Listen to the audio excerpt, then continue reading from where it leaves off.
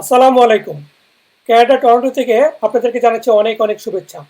আপনারা যারা নিয়মিতভাবে আমাদের এই ভিডিওগুলো দেখেন, আপনাদের প্রতি রইল অনেক, অনেক ভালোবাসা। যারা ইতিমধ্যে আমাদের এই চ্যানেলে সাবস্ক্রাইব করেছেন, তাদেরকে অসংখ্য ধন্যবাদ।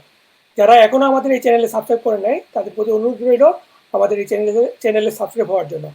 আর সাবস্ক্রাইব বাটনের পাশে যে বেল বা ঘন্টা আইকন আছে, সেখানেও ক্লিক করতে ভুল করবেন না। আর এই ভিডিও ডেসক্রিপশনে আমাদের বিভিন্ন সোশ্যাল মিডিয়ার লিঙ্ক দেওয়া আছে। আপনারা চাইলে এইসব সোশ্যাল মিডিয়ার মাধ্যমেও আমাদের সঙ্গে কানেক্টেড থাকতে পারবেন। তা আজকে আমাদের এই লাইভে আমাদের অতিথি হিসাবে আছে মনিম ভাই। উনি অন্টারিওর একটা কলেজেই লেখাপড়া করতেছেন। বরং আমরা সরাসরি ওনার কাছে চলে যাই, ওনার কাছ থেকে জানি ওনার বাংলাদেশে লেখাপড়ার অবস্থা এবং এখানে যে কলেজে আছেন সেই কলেজ সম্পর্কে। তা মনিম ভাই, ভাই কেমন আছেন আপনি? আলহামদুলিল্লাহ ভালো আছি কাজী ভাই। আপনার অসংখ্য ধন্যবাদ আপনার এই লাইভ প্রোগ্রামে আর আমার নিয়ে আসার জন্য। আচ্ছা। তা কেমন এই যে কোভিড-19 এই দুর্যোগে আপনাদের ওখানের অবস্থা কি? কেমন চলতে কি অবস্থা?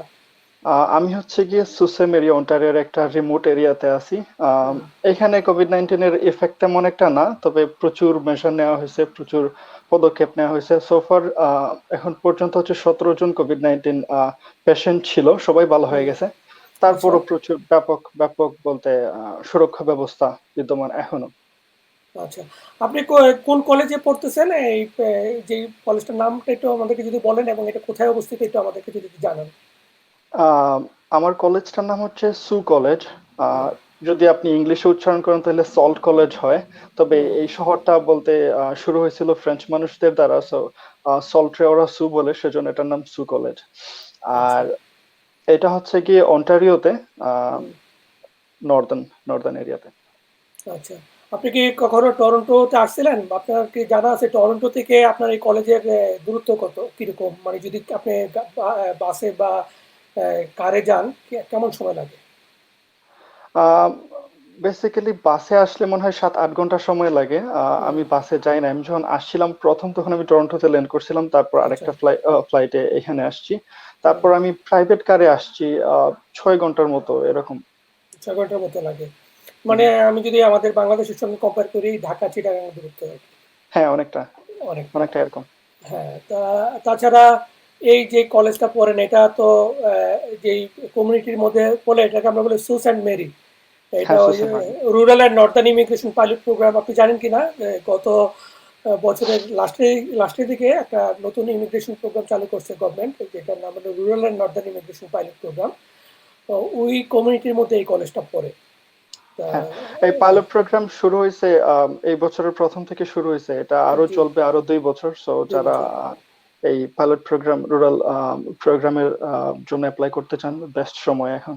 বা হ্যাঁ, বেশ স্টুডেন্টরা সময় যারা, এবং এবং যারা খুব সহজে ইমিগ্রেন্ট পেতে চান, তারা ইচ্ছা করলে আপনাদের কলেজেও আসতে পারে। তা হ্যাঁ, যারা ওখানে লেখাপড়া খুব করে ইজিলি। তাদের জন্য একটা খুব ফ্লেক্সিবল একটা ওয়েতে ইমিগ্রেন্ট হওয়া যাবে এবং খুব বড় যে জব পেতে হবে তাও না, কিন্তু ওখানে ডি ক্যাটাগরি জব পেলেও আপনার কোয়ালিফাই ফুল করা টাইম যায়। জব থাকলেই হবে, ফুল হ্যাঁ, টাইম হ্যাঁ, ডি জব, তারপর ক্যাটাগরি। ল্যাঙ্গুয়েজ, হ্যাঁ ল্যাঙ্গুয়েজ ক্যাপাবিলিটি থাকলেই আর কোনো হ্যাঁ, এবং প্রবলেম নেই। ল্যাঙ্গুয়েজ ক্যাপাবিলিটি অনেক ইজিলি। ফ্লেক্সিবল, মানে সিএলবি লেভেল 4.5 থাকলেই আপনার কোয়ালিফাই হওয়া যায়।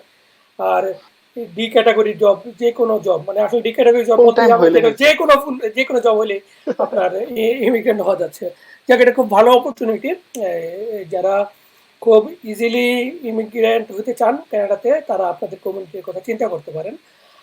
আচ্ছা, আরেকটা কথা, আপনি বাংলাদেশে কোথায় লেখাপড়া করছেন? একটু আপনার বাংলাদেশের ব্যাকগ্রাউন্ডটা যদি আমাদের একটু জানাতেন। আম, আমার বাড়ি হচ্ছে সুনামগঞ্জের দিরাই। হুম, আমার পড়ালেখা প্রাইমারি সেকেন্ডারি হচ্ছে দিরাইতেই। তারপর ইউনিভার্সিটি হচ্ছে গিয়ে সিলেট ইন্টারন্যাশনাল ইউনিভার্সিটি, একটা প্রাইভেট ইউনিভার্সিটি। এখানে আমি ইংলিশ লিটারেচারের পরে ডিগ্রি নিছি, ব্যাচেলর। আচ্ছা, তারপর এটা হচ্ছে গিয়ে 17 শেষের দিকে শেষ হয়েছিল আমার। তারপর হুম, আমার ইচ্ছে ছিল বাইরে চলে আসতে।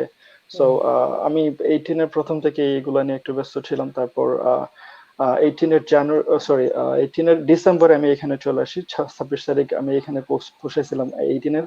তারপর হচ্ছে 19-এর জানুয়ারি থেকে এখানে শুরু হয়েছে। ফার্স্ট প্রোগ্রাম ছিল আমার পাবলিক রিলেশনস ইভেন্ট ম্যানেজমেন্ট, একটা ডিপ্লোমা প্রোগ্রাম। আমি যতদূর জানি এখানে হচ্ছে কি 2 ইয়ার্স ডিপ্লোমা, 2 ইয়ার্স স্টাডি থাকলে 3 ইয়ার্স ওয়ার্ক পারমিট পাওয়া যায়। সো 1 বছর কমপ্লিট করলে 1 বছর ওয়ার্ক পারমিট পাওয়া যায়। সেটা ইনাফ না বা অনেকটা রিস্ক হয়ে যায়। রিস্ক হয়ে যায় পিআর সঙ্গে পাওয়ার সঙ্গে ক্ষেত্রে। চাকরিটা পেলে, হ্যাঁ চাকরিটা পেলে। হ্যাঁ, আমরা এটা নিয়ে কথা বলবো, তাহলে এর অর্থ দাঁড়াচ্ছে যে আপনি বাংলাদেশে ইংলিশ ইংলিশ লিটারেচার উপরে গ্রাজুয়েশন আন্ডার গ্রেড কমপ্লিট করছেন, তারপরে এখানে আবার ডিপ্লোমা কোর্স করতে আসছেন, তাও এটা হ্যাঁ, আবার 1 বছর মেয়াদি ডিপ্লোমা কোর্স, তাও আবার একটা কলেজে আসছেন। হ্যাঁ। তা আচ্ছা, তা তা যেটা হয়েছে যে আপনার এই কলেজে ভর্তি হওয়ার যে মিনিমাম রিকোয়ারমেন্টস, যদি ডিপ্লোমাতে কেউ ভর্তি হইতে আসে, তো মিনিমাম হুম, হুম। রিকোয়ারমেন্টস কি? আপনি হয়তোবা জানেন বা আপনি অনেক লাইভ কন্টাক্ট করছেন, সো কলেজগুলোতে রিকোয়ারমেন্টস একটু ফ্লেক্সিবল হয় ইউনিভার্সিটির তুলনায়। আমি যখন আসছিলাম তখন ছিল 5.5 ওভারঅল। এখন ফাইভ হচ্ছে পয়েন্ট গিয়ে ফাইভ পয়েন্ট 5.5 আইএলটিএস স্কোর ছিল তখন আপনাদের আইএলটিএস জন্য। স্কোর। হ্যাঁ, আমি আচ্ছা যখন আসছিলাম তখন আচ্ছা। এখন তো 6 করে ফেলছে ওরা। হুম। আচ্ছা। আর হচ্ছে গিয়ে আর অফার লেটার খুবই ইজি। আপনি যদি যান কলেজের ওয়েবসাইটে, ওইখানে সবকিছু ডিটেইল দেয়া আছে। আপনি অ্যাপ্লাই করলে, আমি অ্যাপ্লাই করছিলাম 7 দিনের ভিতর আমি অফার লেটার পেয়ে গেছিলাম। তারপর এখানে যেটা দিতে হয় সেটা হচ্ছে গিয়ে টিউশন ফি 1 সেমিস্টারের আগে দিতে হয়। আপনি হুম, অফার লেটার পাওয়ার পর 3 উইকস সময় থাকবে, এই সময়ের ভিতরে আপনি টিউশন ফি দিতে হবে। প্রথম হুম। প্রথম ধাপটা পুরো দিতে হবে বাংলাদেশ না। থেকে বাংলাদেশ থেকে হ্যাঁ, দিতে হয়। বাংলাদেশ থেকে অফার অফার আচ্ছা লেটার পাওয়ার 3 সপ্তাহের মধ্যে। আচ্ছা। তো আমি যেটা করছিলাম, অফার লেটার পাওয়ার পর আমি টিউশন ফি দিয়ে দিছি। হুম। তারপর আমার ফাইল প্রসেস হয়েছে, আমি ভিসা পাইছি, চলে আসছে এখানে। আচ্ছা। তা ভিউয়ার্স, আপনারা যারা এই ভিডিওটা দেখতেছেন, আপনারা যারা মনিম ভাইকে কোনো কোশ্চেন করতে চান, তারা আমাদের এই ভিডিওর পাশে যে চ্যাট সেকশন আছে সেখানে আপনার কোশ্চেনটা লিখতে পারেন। আমরা এই এই ডিসকাশনের লাস্ট পর্যায়ে গিয়ে আমরা আপনাদের কোশ্চেনগুলো থেকে সিরিয়াল ওয়াইজ কিছু কোশ্চেন পিক করব, যেগুলো আমরা মনিম ভাইকে জিজ্ঞেস করব। তবে আপনাদের কাছে অনুরোধ থাকবে, একটা কোশ্চেন বারবার রিপিট করবেন না, এতে যেটা হবে যে আপনার কোশ্চেনটা হয়তো আমি পিক নাও করতে পারি। আর যেহেতু আমি সিরিয়াল ওয়াইজে পিক করব, আপনি একই কোশ্চেন বারবার রিপিট করলে কোনো কাজে আসবে না। আর একই কোশ্চেন বারবার রিপিট করলে যেটা হবে, আমার কোশ্চেনগুলো যেহেতু পরে পরে পিক করতে হয়, আমার জন্য তখন একটা একটু কষ্টসাধ্য হয়ে যাবে। আর আপনারা চেষ্টা করবেন যে কোশ্চেনের টপিক যেন থাকে আপনার এই রিলেভেন্ট। রিলেভেন্ট থাকে, যেটা আমরা যে কলেজ নিয়ে কথা বলতেছি সেই কলেজটা হলো সু কলেজ। এটাকে ইংলিশে অনেকে সল্ট কলেজ বলে, আমি প্রথম প্রথম সল্ট কলেজে বলতাম, পরে আমাকে অনেকে কারেকশন করে দিছে যে এটাকে সু উচ্চারণ করা হয়। তা বাংলাদেশে হয়তো অনেকে এটাকে সল্ট বলেই ইয়ে করবেন, সেই জন্য আমি যখন টাইটেল লিখছি বা ব্র্যাকেটে ইংলিশ নামটা রেখে দিচ্ছি, কারণ অনেকে হয়তো চিনবেন না সেই কারণে। আর হলো যে এটা যেই সিটিতে অবস্থিত, সু সেন্ট মেরি, সেই সিটি সম্পর্কে আপনারা কোশ্চেন করবেন। তা আপনার এই যে কলেজটা যেখানে অবস্থিত, এটা তো একটা ছোট্ট শহর, হ্যাঁ। তা ছোট শহর, 75,000 পিপল লিভিং হিয়ার। মানে 1 লাখ না, যেটা আমাদের না, দেশের একটা ছোট 75। যদি কম্পেয়ার করি একটা ছোট পৌরসভার মধ্যে মতো পড়ে না, এক্স্যাক্টলি, আরো ছোট পড়ে এক্স্যাক্টলি। আর কি, হ্যাঁ। আরো ছোট। সেটাই। তা তা এখানে আপনার এই কলেজের টিউশন ফি কত? মানে আপনি যে ডিপ্লোমা কোর্স করতেছেন, এটা হ্যাঁ, টিউশন ফি কেমন? Tuition fee, average tuition fee আমি প্রথম প্রোগ্রাম ছিল পাবলিক রিলেশন ইভেন্ট ম্যানেজমেন্ট, ছিল অ্যাপ্রক্সিমেটলি 19,000। তারপর হুম, সেকেন্ড প্রোগ্রাম হচ্ছে আমার সাপ্লাই চেইন ম্যানেজমেন্ট, এটার হুম, হচ্ছে গিয়ে 18,200 এরকম। তাহলে দেখা যাচ্ছে 18,249। প্রতি সেমিস্টারে আপনার 9,000 এর মতো পড়তেছে। 8.5 9 এরকম। 8.5 9। তা এখন এই যে আপনার যে টিউশন ফিটা, এটা কি আপনি বাংলাদেশ থেকে নিয়ে আসছেন, না আপনি এখানে কিছু জব করে ম্যানেজ করতে পারেন? যেহেতু ছোট শহর, সেই ক্ষেত্রে জব অপরচুনিটি একটু কম। হুম, আমি লাকি ছিলাম, ফরচুনেট ছিলাম। আমি প্রথম আসার পর, আমি আসছি হচ্ছে ডিসেম্বরের শেষে, আমার প্রোগ্রাম শুরু হচ্ছে জানুয়ারিতে। ওই হুম, সময় এক্সট্রিম উইন্টার ছিল। হুম, হুম। 2019 এর উইন্টার ছিল এক্সট্রিম উইন্টার। এক্সট্রিম ছিল, সো হ্যাঁ। আর এইসব কান্ট্রি সাইড এরিয়াতে ঠান্ডা একটু তুলনামূলক বেশি। আপনি বেশি, টরন্টোতে আছেন, আপনি কম্পারেটিভ ভালো আছেন। হ্যাঁ, সো এত খারাপ সময় বলতে ওয়েদার ছিল, হ্যাঁ, সার্ভাইভ করছি আমরা। হ্যাঁ, সো যেটা হয়েছে, প্রথম মাস আমার বলতে সেটেল হইতে হইতেই চলে গেছে। সেকেন্ড মান্থে, ফেব্রুয়ারিতে, আমাদের কলেজে ম্যাকডোনাল্ডস আসছিল বলতে আচ্ছা, হায়ারিং এর জন্য। সো হুম, হুম, প্রচুর লম্বা লাইন, সব ইন্টারন্যাশনাল স্টুডেন্টস ম্যাকডোনাল্ডস এ চলে যাবে, সবারই বলতে চাকরির দরকার, ইন্টারন্যাশনাল স্টুডেন্ট আছে সবারই চাকরির দরকার। সো আমরা লাইনে হ্যাঁ, দাঁড়াইছি। তারপর প্রথম ইয়ে হয়েছে, অ্যাসেসমেন্ট হয়েছে। তারপর হুম, আমারে ডাকছে ওরা হচ্ছে গিয়ে সেকেন্ড অ্যাসেসমেন্টের জন্য, ম্যাকডোনাল্ডস এ ইন্টারভিউর জন্য ডাকছিল। সো ইন্টারভিউ দিছি। মার্চের 26 তারিখ আমি হায়ার হয়েছিলাম, সো জব কন্টিনিউ করতেছি। আচ্ছা, আচ্ছা। তা আপনি কেমন ইনকাম করেন এই ম্যাকডোনাল্ডসে কাজ করে?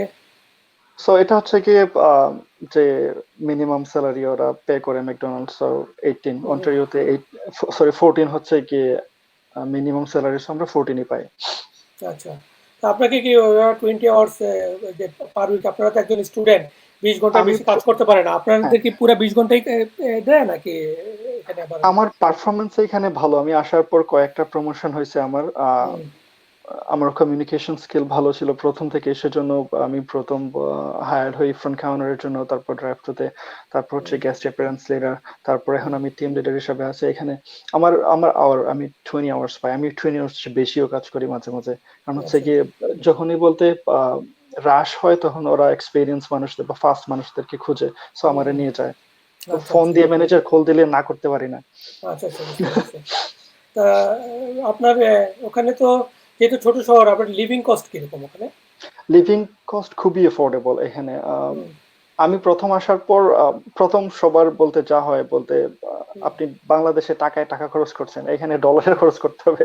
সো হ্যাঁ, একটু খরচের সময় একটু বলতে আমরা চিন্তা ভাবনা করে খরচ করি প্রথম প্রথম আসার সময়। জি, সো প্রথম আমি আসার সময় যে এভারেজ খারাপও হুম, না ভালোও না, আমার হুম, বাসা ভাড়ার দাম হচ্ছে গিয়ে $250। জি, এখন যেখানে আছি $350। হুম, হুম, আপনি যদি টরন্টোর সাথে তুলনা করেন, অনেক কম। হুম, হুম, জি, বুঝতে পারছি। অনেক তারপর কম। লিভিং এক্সপেন্সটাও তো তারপরে আসে তারপরে একটা যদি আইডিয়া 100 দিতেন, যে 150। আইডিয়া দিতেন যে কেমন একটা, কেমন খরচ? বাসা ভাড়া এভারেজে আসবে $250 যদি আপনি রুম শেয়ার করে থাকেন, আর যদি হুম, আপনি পার্সোনালি রুম নিয়ে থাকেন তাহলে এরকম 350 400 এরকম আসবে। আর হুম, সেটা হচ্ছে কি গুড ডিল পাওয়ার উপর অনেক সময় ডিপেন্ড করে, কারণ হচ্ছে আপনি কতটা স্মার্ট, কতটা আপনি নেগোশিয়েট করতে পারতেছেন। অনেক সময় আছে যে আয়সা মানুষ, হ্যাঁ, আমারও অনেক বন্ধু বান্ধব আছে এখানে $600 দিতেছে, হুম, আইসা বলতে গুড ডিল পায় নাই, লিজ হুম, সাইন করে ফেলছে $600। সো একটু হুম, স্মার্ট হইতে হবে এইসব ব্যাপারে। আচ্ছা, আচ্ছা, এভারেজ হচ্ছে বাসা ভাড়া, সবাই বলতে রুম শেয়ার করে থাকতেছে, সো আপনারও হ্যাঁ, থাকতে সমস্যা নাই। সো যদি আমি 250 ধরি আর লিভিং এক্সপেন্স কত 150, সো 500-র ভিতরে সবকিছু হয়ে যায়। আচ্ছা। তা আপনার এই যে আপনি যে কানাডাতে আসছেন, এইটা কি এর প্রসেসিং কি আপনি নিজে করছেন না কোনো এজেন্সি থ্রুতে আসছেন? আমারটা আসলে হুট করে আমি সিদ্ধান্ত নিই যে আমি বিদেশে চলে আসবো। আমরা তিনটা হুম, ফ্রেন্ড ছিলাম, কমপ্লিট হুম, করার পর একটু ফ্রাস্ট্রেটেড ছিলাম কি করব কি না, সবাই বলছে কি করতেছো। আমার যে বন্ধু বান্ধব ছিল ওরা শহর ছেড়ে চলে যাচ্ছিল, পার্সোনাল লাইফ নিয়ে বিজি হয়ে যাচ্ছিল, তো একটু ফ্রাস্ট্রেটেড ছিলাম কি হুম, করব হুম, কি না। তখন বন্ধু বান্ধব আর মিলে ডিসিশন নিলাম, চলো কানাডার জন্য ট্রাই করি। সো হুম, কানাডার ট্রাই করতে আইএলটিএস দিতে হবে। হুম, হুম, ইংলিশ মিডিয়াম ব্যাকগ্রাউন্ড ছিল, অতটা প্রিপারেশন নেই নাই। সো আচ্ছা, রেজাল্ট খারাপ হয়েছে আইএলটিএস এর, শুধু আমি স্পিকিং এ 7 পাইছিলাম আর বাকি সবগুলোতে 5.5। সো হুম, এই হুম, এই রেজাল্ট নিয়ে কি করব আমি, কলেজ ছাড়া আর কিছুতে অ্যাপ্লাই করাও সম্ভব না, ইউনিভার্সিটিতে রিকোয়ারমেন্টস আরো স্ট্যান্ডার্ড। হুম, সো হুম, কি করছি, 3-4টা হাম্বার, তারপর হচ্ছে গিয়ে আহ সু কলেজ, তারপর হচ্ছে গিয়ে সেন্টিনিয়াম, এরকম কয়েকটা কলেজে আমি ইয়ে করছিলাম, অ্যাপ্লাই করছিলাম। হুম, হুম, তারপর আমি এই সু কলেজ থেকে ফার্স্ট অফার লেটার পাই, 7 দিনের ভিতরে পাই গেছি, 6 নম্বর দিনের মধ্যে আমি পাইছিলাম। আচ্ছা, তারপর আমি আর টাইম ওয়েস্ট করি নাই, সো আচ্ছা, আচ্ছা। প্রসেস তা আপনি করছি। তাহলে নিজে থেকে প্রসেসিং করছেন? কোনো এজেন্সি না, থ্রু আমি অ্যাপ্লাই হেল্প করেন? নিছি, অ্যাপ্লিকেশন প্লাস অন্যান্য জিনিস আমার। আপনি হ্যাঁ, জানেন ব্যাংক ব্যাংক একটা বড় জিনিস। হুম, তারপর হচ্ছে কি আপনার ডকুমেন্টস গুলা জি, প্রপার আছে কিনা, বা আমরা ওয়েবসাইট দেখে সবকিছুই করা সম্ভব, নিজে নিজে করা সম্ভব, তারপর জি, আমরা অনেকটা হেজিটেশনে ভুগি, আমি যা করছি ঠিক করতেছি কিনা, কারণ আমি টিউশন ফি এত দিতে হইতেছে আমার, যদি হুম, ইয়ে হয়, রিজেক্ট হয়। সো হুম। আমি এজেন্সির হেল্প নিছি ব্যাংকের জন্য, তারপর এজেন্সির নামটা উল্লেখ করার দরকার নাই। আপনি না, নিছেন আমি এটি। আমি নাম হ্যাঁ, বলবো না, হ্যাঁ, আমি নাম বলবো জি, না, জি, আমি জি। হেল্প নিছি। আচ্ছা, তা আমি যেটা আপনাকে জানতে চাবো যে আপনি কি একটু স্টেপগুলা আমাদেরকে একটু জানাবেন, যদি আপনার স্টেপগুলা আমাদের ভিউয়ারদের একটু কাজে আসে? সো যেটা আমি মনে করি কি, আমাদের দেশে আমার মতো স্টুডেন্ট বেশি আসতে চায়। হুম, কারণ হচ্ছে গিয়ে আমাদের মতো স্টুডেন্ট গুলা বলতে দেশেও সার্ভাইভ করতে পারবে না, কারণ হচ্ছে গিয়ে বিসিএস এ দেখেন আপনি 4 লাখ অ্যাপ্লিক্যান্ট ছিল গত বছর। জি, জি, 1200 পদের জন্য 4 লাখ অ্যাপ্লিক্যান্ট। সো যারা এভারেজ আমার মতো স্টুডেন্ট ওদের জন্য খুব টাফ বাংলাদেশে সার্ভাইভ করা, সেক্ষেত্রে কানাডা ভালো। আর এখন যেহেতু পিআর প্লাস ভিসা হুম, প্রচুর হইতেছে, সো আমার কাছে মনে হয় কি অ্যাপ্লাই করাটা ভালো। স্টেপ গুলো আমি বলতেছি। হুম, প্রথম অবস্থায় আপনি আপনি কি ধরনের টিউশন ফি ব্যয় করতে পারবেন, এই ধরনের চিন্তা মাথায় রেখে তারপর হচ্ছে কি আপনি কোন জায়গা সিলেক্ট করবেন, যে আমি কোন প্রভিন্সে যাব, কোথায় আমার রিলেটিভস বা বন্ধু বান্ধব আছে বা কোন জায়গায় গেলে আমার জন্য ভালো হবে, এগুলো অবজেক্টিভ ফিক্সড করতে হবে যে আমি ওই জায়গায় যাইতে চাই, ওই জায়গায় যাওয়ার জন্য কি কি রিকোয়ারমেন্টস লাগবে। স্টেপ গুলো এরকম হবে, প্রথম আপনার কলেজগুলোতে বা ইউনিভার্সিটি আপনি কোথায় যাইতে চান, ইউনিভার্সিটির ওয়েবসাইট ভিজিট করা। ভিজিট জি। করার পর আপনি রিকোয়ারমেন্টস গুলো জেনে যাবেন যে ওরা ওই প্রোগ্রামের জন্য কোন আইএলটিএস ব্যান্ড চাইতেছে, বা আপনার পার্সেন্টেজ কিরকম, এডুকেশনাল ব্যাকগ্রাউন্ডের, আপনার আপনার আপনার কোয়ালিটি অনুযায়ী আপনি চুজ করবেন। তারপর হচ্ছে কি আপনি অ্যাপ্লাই করবেন, অ্যাপ্লাই করার পর কি অফার লেটার পাওয়ার জন্য ওয়েট করতে হবে। জি। অফার লেটার বেসিক্যালি কলেজগুলো প্রোভাইড করা হচ্ছে কি কোন কোন কলেজে, সু কলেজের মতো কলেজগুলো বলতে এক উইকের ভিতরে দিয়ে দেয়, কিন্তু আরো বিভিন্ন কলেজ যেগুলো আছে এগুলো একটু ওয়েট করে, মাসখানেক লাগে, কখনো কখনো কখনো আরো বেশিও লাগে। সো অফার লেটার পাওয়ার পর স্টেপ বাই স্টেপ আগাইতে হবে। যেমন আচ্ছা। হচ্ছে কি আপনি আপনি এমবেসি ফাইল অ্যাপ্লিকেশনের জন্য আপনার যে রিকোয়ারমেন্টস গুলো আছে ওয়েবসাইটে সবগুলো আছে, ডিসক্রাইব করা আছে। সো আগাইতে হবে আর কি। হুম। আচ্ছা। তা আপনার যে আপনি তো এই আপনি তো পড়ছেন হলো যে আন্ডারগ্রেড হ্যাঁ। ইংলিশ লিটারেচার উপর আপনার মাস্টার্স করা, সরি হুম। আন্ডারগ্রেড করা। কিন্তু ব্যাচেলর, আপনি হ্যাঁ। আবার হ্যাঁ আপনি আবার চলে আসছেন ডিপ্লোমা করছে, তাও আবার ১ বছরের, তাও আবার একটা কলেজের। হ্যাঁ, তা এতে হ্যাঁ, আপনার মানে ভিসা না পাওয়া মানে বাংলাদেশের মধ্যে একটা কাজ অনেকের মধ্যে একটা ধারণা যে হয়তো ভিসা পাবে না। আপনার লাইফ তাছাড়া শুরু হওয়ার আগে তাছাড়া চলতে হবে। আরেকটা জিনিস হলো যে আপনি যে সাবজেক্টটা সিলেক্ট করছেন এটা আপনার ইংলিশ লিটারেচারের সঙ্গে কোনো সম্পর্কও নাই, তাই না? সম্পর্কই নাই। তা হ্যাঁ। আপনি কি করছিলেন? কেন আপনি অফার লেটারটা পাইলেন? বা আপনি কি, আমি যতটুকু জানি যে এসওপি লিখতে হয়, আপনি এসওপির মধ্যে কি লিখছিলেন? হ্যাঁ, আবার ভিসার যখন এপ্লাই করছেন, ভিসা অফিসারকে কিভাবে আপনি কনভিন্স করছেন? কি লিখছিলেন ভিসা অফিসারের জন্য? এগুলো যদি আমাদেরকে একটুখানি জানান তাহলে হয়তো বাংলাদেশ থেকে যারা এই ধরনের ডিসিশন নেবে তাদের একটা মানে একটা আইডিয়া তৈরি হবে। খুবই সুন্দর একটা কোয়েশ্চেন করছেন আপনি।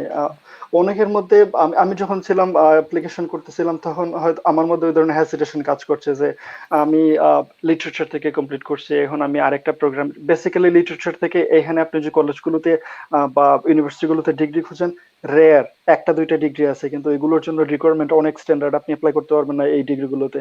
সো একটা জিনিস কি আমি যেটা নোটিস করছি কানাডাতে, কলেজগুলোতে এগুলো বিজনেস। হুম, হুম, আহ, যে আপনার অফার লেটার দিবে ওরা, কারণ হচ্ছে গিয়ে আপনি যে টিউশন ফি দিতেছেন সেটা আপনার কমিউনিটির জন্য অনেক হেল্পফুল হইতেছে, বা কলেজ এটা দিয়ে বিজনেস করতেছে। হুম, সেই ক্ষেত্রে যেটা কি আমরা দেখা গেছে যে আন্ডার গ্রাজুয়েটে অনেকগুলা প্রোগ্রাম করতেছি। আপনি যখন লেটার অফ পারপাস লিখবেন, এসওপি হুম, যেটা বলি আমরা, হুম, হুম, যখন লিখবেন তখন আপনি ব্যাচেলর আমরা করি 40টা সাবজেক্ট, হুম, কোনো হুম, না কোনো সাবজেক্টের কোনো কোনো অ্যাঙ্গেল বলতে এই প্রোগ্রামটার সাথে লিঙ্ক হইতেছে। সো হুম, হুম, যত পারেন আপনি কানেক্ট করেন। হুম, হুম, এসওপি লেখার সময় কলেজগুলোতে এসওপি লিখতে হয় না, কিন্তু আপনার ভিসা অফিসারের কনভিন্স করার জন্য এসওপি লিখতে হয়। আচ্ছা। সো আপনি ব্যাচেলর করতেছেন, ব্যাচেলরে অনেকগুলো সাবজেক্ট করি আমরা, 4 বছরে হুম, দেখা গেছে যে 5টা করে কোর্স থাকে, তাহলে তো হচ্ছে 40টার উপরে হুম, আমরা হুম, প্রোগ্রাম করি। কোনো কোনো না সাবজেক্টের বলতে কোনোটা লিঙ্ক হয়তো বা এই প্রোগ্রামটার সাথে আছে। আমি যেটা করছি পার্সোনালি, হুম, আমি এরকম 3টা সাবজেক্ট চুজ করছিলাম, 3টা সাবজেক্ট যখন আমি লেটার অফ পারপাস লিখি, সো হুম, এগুলো চুজ করে ওটা লিঙ্কড করছিলাম যে এই প্রোগ্রামটার সাথে এইটা লিঙ্কড হয়।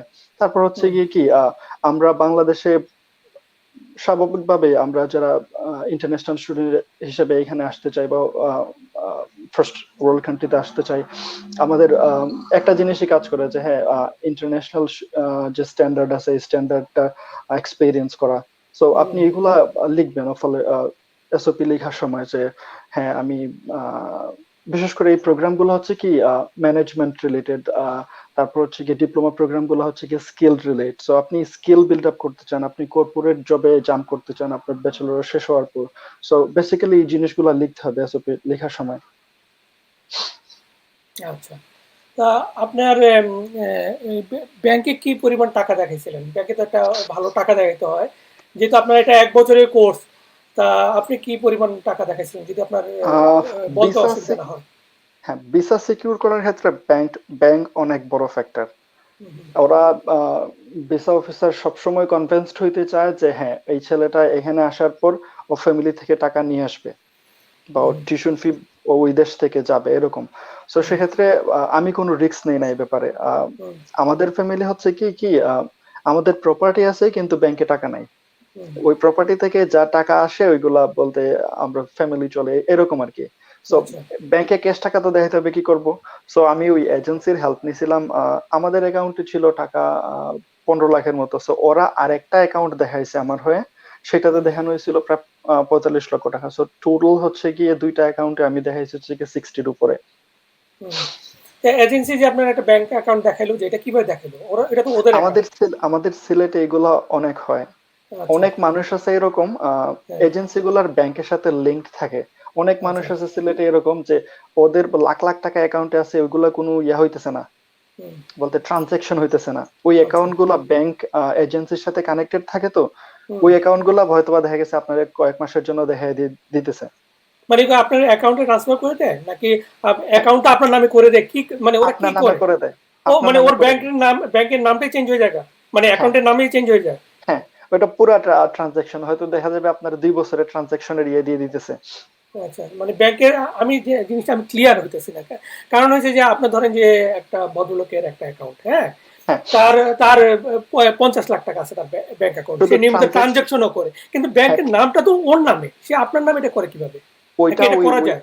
এজেন্সি গুলা করে এরকম। এজেন্সি গুলার লিঙ্ক থাকে, ওরা ওরা বলতে কি ওই যে আমার কাছ থেকে হয়তো বা কয়েক লাখ টাকা নিতেছে, ওইটা কি হুম। ওরা ওই ভাগ করে নিবে। আচ্ছা, সিলেটে এগুলা অনেক হয়। আচ্ছা, আপনি আচ্ছা, দেখবেন বুঝতে সিলেটে প্রচুর মানুষ বাইরে যায়, সেজন্য ব্যাংক দেখানোর দরকার পড়ে, এটা একটা ভালো বিজনেস। ব্যাংকের, এখন ওদের কি ব্যাংকের সঙ্গে লিঙ্ক আপ থাকে না? হ্যাঁ, এজেন্সি গুলার ব্যাংকের সাথে লিঙ্ক থাকে। ও, আমি কিন্তু কিন্তু টেস্ট করছি কিন্তু যে আমার কিন্তু এটা যদি হয় তাহলে তো মানে মানে যদি আপনার ধরা খেতেন আপনি, হ্যাঁ, তাহলে তো মানে এমবিসি যদি এটা বুঝতে পারতো তাহলে তো আপনাকে রিফিউজ করতো, প্লাস হলে আপনাকে হয়তো আমি 5 বছরের জন্য ব্যানও করে দিত। হ্যাঁ, আমি আমি যেটা করছি সেটা হচ্ছে গিয়ে আমি শিওর হয়েছি। আমার একটা হুম, কাজিন ব্যাংকে কাজ করে, যে হুম, দেখো আমার যে স্টেটমেন্টটা দিছে এটা জেনুইন কিনা। ও হুম, বলছে যে এটা জেনুইন। আচ্ছা। বলতে আমার অ্যাকাউন্টে তুই যদি চাস, হয়তোবা দেখা গেছে তোর এই টাকা টাকা ক্যাশ করতে পারবি না, কারণ তোর হুম, নামটা ওইভাবে ইয়ে করা হয়েছে, ওরা এটা হুম, কনফিডেন্সিয়াল রাখা হয়েছে। হুম, কিন্তু এটা এক্স্যাক্টলি তোমার বাবার নামে, এটা আমার স্পন্সর হচ্ছে আমার বাবা। সো হুম, এভাবে দেওয়া হয়েছিল। আচ্ছা, আমি আচ্ছা, ফিক্সড হয়েছে, কারণ হচ্ছে গিয়ে আমি তোমার সাথে ট্রেড করব। সো হুম, আমি হুম, একটা অ্যামাউন্ট তোমারে পে করব যদি আমার ইয়ে হয়। হুম, হুম, বুঝতে সো পারছি। আমি জেনুইন বা আমি তা কিন্তু শিওর ওই হইতে যে চাইছি। আপনার যেই অ্যাকাউন্ট, যে স্টেটমেন্টটা দেখানো হয়েছে সেখানেও তো ওই টাকার সোর্স বা এগুলারও তো আপনার হ্যাঁ, সাপোর্টিং ডকুমেন্ট দিতে হয়েছে, সলভেন্সি তাই না? সলভেন্সির জন্য আমি আপনার বললাম যেটা, সেটা হচ্ছে গিয়ে আপনার যে ব্যাংক ব্যালেন্স দেখাবেন, সেটার হুম, এগেইনস্টে আপনার এই কোন কোন সোর্স থেকে এই টাকাগুলো আসতেছে, সেই ক্ষেত্রে দেখা গেছে আমার জেনুইন ইয়ে ছিল। কারণ হচ্ছে আমাদের দুইটা বাড়ি আছে, তারপর হচ্ছে গিয়ে আহ, অনেক প্রপার্টি আছে যেগুলো থেকে হ্যাঁ, আমরা ভাড়া পাই। তো সেক্ষেত্রে কি 1 লাখ টাকার জিনিস 3 লাখ টাকা দেখাইছি এরকম। হুম, হয়তো বা দেখা গেছে আমার 50 লক্ষ টাকার প্রপার্টি আছে, সেক্ষেত্রে ওইটারে প্রায় 1-1.5 কোটি টাকা ইয়ে করে দেখাইছি। হুম, ওইগুলো হচ্ছে কি বলতে দলিল গুলা নোটারি করে হয়তোবা দেখা গেছে একটার দাম 3 গুণ বেশি দেখাইছি, কিন্তু এক্স্যাক্টলি একবারে নোটারি করে লিগাল ওয়েতে হুম, ইয়ে করে আসছে আর কি। আচ্ছা, আচ্ছা, বুঝতে পারছি। তা এগুলা সবই আপনার দিচ্ছেন। তা এখানে একটা জিনিস আমি আপনার কাছে জানতে চাই যে এই কলেজটার কিছু আপনার মানে দোষ বলেন আর কিছু গুণ বলেন, যেন আমাদের বাংলাদেশের যারা এই কলেজে আসবে তারা যেন এই জিনিসগুলো মাথা নিয়ে আসতে পারে, যে কি কি কারণে এই কলেজে এসে একজন আসবে, আর কি কি কারণে একজন এই কলেজে আসার আগে মাথার মধ্যে সেই কনসেপ্টটা নিয়ে আসা উচিত।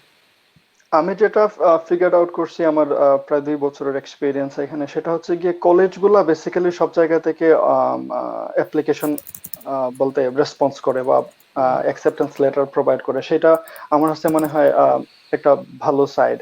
হয়তো বা দেখা গেছে আপনি ইয়ে করছেন, ডিপ্লোমা করছেন বাংলাদেশ থেকে, হয়তোবা আপনার ব্যাচেলর করছেন, আপনার আইএলটিএস একটু কম। যেমন আমি বললাম আপনার বিভিন্ন ইউনিভার্সিটি যান, আমি ইংলিশ লিটারেচার থেকে যদি মাস্টার্স করতে চাইতাম কোনো ইউনিভার্সিটি, হয়তো বা আমার রিকোয়ারমেন্ট থাকতো 7.5 আইএলটিএস এর, সেই ক্ষেত্রে হ্যাঁ। আমার কত ছিল 6.5।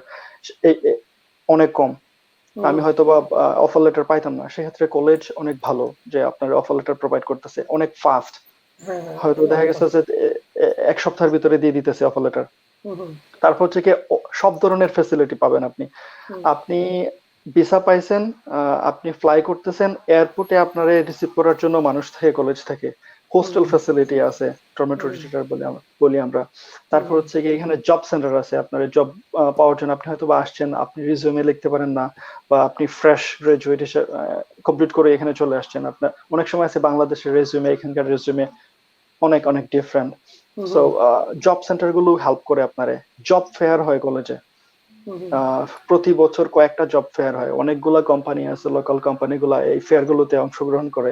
সেক্ষেত্রে হুম, দেখেছে ওরা যে কোয়ালিটি চায়, আহ, আপনি যদি ম্যাচ করে তাহলে আপনি জব পেয়ে যেতেছেন ইনস্ট্যান্ট। তারপর হুম, হচ্ছে হুম। গিয়ে জিম, তারপর হচ্ছে গিয়ে আরো অনেক ফ্যাসিলিটি আছে, কাজের এক্সপিরিয়েন্স, সবকিছু সবকিছু বলতে আপনি পাচ্ছেন। আচ্ছা। তা আপনার এই সিটিটার কিছু বলেন। সিটিটা তো ছোট। এই সিটিতে কেন আসবে একজন স্টুডেন্ট এত একটা ছোট সিটিতে? তা আমার যেখানে কাছে পার্ট টাইম জব পাওয়ার ফেসিলিটি তেমন একটা নাই। হ্যাঁ, তা কেন আসবে? আমি বলবো না যে নাই, কারণ হচ্ছে কি আমি একটা অ্যাভারেজ স্টুডেন্ট হিসেবে আমি নিজের কাউন্ট করি, আমি এত ভালো না। আহ, কিন্তু আমি আমার থার্ড মান্থে জব জব পাইছি। ফার্স্ট আচ্ছা। সেকেন্ড মান্থ থেকে প্রসেসিং শুরু হয়েছিল, থার্ড মান্থ থেকে আমি শিফট পাওয়া শুরু করছি আর কি। সো আমি পাইতেছি, তো অন্যরা পাবে না কিসের জন্য? একবারে যে নাই তা বলবো না, ছোট শহর একটু হয়তো বা কম, একটু পরিশ্রম করলে বা আপনি যদি বেস্ট এফোর্ট দেন, তারপর হচ্ছে গিয়ে আপনি যদি কনফিডেন্ট থাকেন, আপনার যদি কমিউনিকেশন স্কিল ভালো থাকে, তাহলে আপনি হুম, জব হুম, পাবেন, পাবেন না এরকম কোনো কথা না, পাবেন আপনি। আর হচ্ছে কি এই শহর যেটা আমার কাছে মনে হয় ইন্টারন্যাশনাল স্টুডেন্টদের জন্য এটা ভালো, কারণ হচ্ছে আপনি টরন্টোতে আসলেন, আপনি কাজ করতে পারবেন 20 আওয়ার্স কাজ করে আপনি কত টাকা ইনকাম করবেন? $1,000। এক হুম। হাজার ডলার পুরাটাই বলতে লিভিং এক্সপেন্সে চলে যাবে। এখানে যদি আপনি আসেন, আপনি একটু যদি হিসাব করে চলেন, আপনি 350-400 বলতে আহ আপনার খরচ হয়ে যাবে, চলে মানে যাবে হয়তো। বাসা ভাড়া প্লাস খানা দানা সহ সবকিছু হ্যাঁ, মিলিয়ে হ্যাঁ, হ্যাঁ, মান্থলি। 350, 350, হ্যাঁ, 400, যারা একটু বেশি খরচ করে হয়তো বা আমার 500 খরচ হচ্ছে, আমি ইনকাম হ্যাঁ, করতেছি সেজন্য। হ্যাঁ। তুমি খরচ কিন্তু তোমার বলতে কিন্তু তাহলে হ্যাঁ, যেটা হচ্ছে যে আপনার হয়তো দেখা গেছে যে আপনি আপনি $1,000 ইনকাম করতেছেন ম্যাকডোনাল্ডসে করে, তাই আপনি না? পুরা অর্ধেক সেভ হ্যাঁ, করতে পারতেছেন। হ্যাঁ। তা আপনার 800 আপনার সেভ করতেছে। তাহলে আপনার হ্যাঁ, এক সেমিস্টারে আপনার তাহলে কত টাকা সেভ হচ্ছে? কত টাকা হচ্ছে? এই 4 32 প্রায় প্রায় $3,000 মতো, তাই না? তাই তিন এটা হাজার দেখা গেছে ডলারে তো আপনার আপনার পুরো টিউশন ফির আপনার একটা টিউশন তো প্রায় 40% হয়ে 8,500, যাচ্ছে। মানে 50% বা 40% হয়ে যাচ্ছে। বাকিটা তো হ্যাঁ, বাংলাদেশ থেকে আনতেই হচ্ছে তাকে। হ্যাঁ, কিন্তু এই কমিউনিটির একটা সুবিধা হলো যে আপনি তো এ, লেখাপড়ার পরে খুব ইজিলি আপনি পিয়ার পেয়ে যাচ্ছেন। এটা হলো একটা সুবিধা আমি যতটুকু বুঝি। কিন্তু বাংলাদেশ থেকে তারপরেও কিছু টাকা নিয়ে আসতে হচ্ছে। এখানে এই সিটিতে কোনো ইউনিভার্সিটি আছে নাকি শুধু কলেজই আছে? না ইউনিভার্সিটি আছে। এই সিটিটা হচ্ছে কি অ্যালগোমা রিজিয়নের আন্ডারে, সো এখানে একটা হুম, ইউনিভার্সিটি আছে, অ্যালগোমা ইউনিভার্সিটি। আচ্ছা, আচ্ছা। কয়েকটা কলেজ আছে, অনেকগুলা কলেজ আছে, একটা ইউনিভার্সিটি আছে। আচ্ছা, আচ্ছা। তা আরো আরো আচ্ছা। অনেক সুবিধা আছে এই সিটির। মানুষ, আপনি এখানে মানুষ হচ্ছে কি বেসিক্যালি ইটালিয়ান। আপনি যদি অন্যান্য শহরে যান, দেখবেন আপনি প্রচুর পাঞ্জাবি, চাইনিজ মানুষ। হুম, রেসিজম অনেক, রেসিজম নাই কানাডাতে আমি বলবো, কিন্তু হুম, হয়তোবা দেখা যাবে যে কি এখানে আসলে আপনি পিওর বলতে ইউরোপিয়ান ফ্লেভার পাবেন। আচ্ছা, আচ্ছা। বুঝতে তো পারছি। সেটা সেটা অনেক ভালো, মানুষের সাথে কথা বললে আপনার মন ভালো হয়ে যাবে। হুম, হুম, এরকম বলতে সব মানুষ খুব পলাইট, জেন্টল হুম, নেচারে। তারপর হচ্ছে গিয়ে আপনি বললাম এফোর্ডেবল। হুম, তারপর এই সিটি অনেক সুন্দর।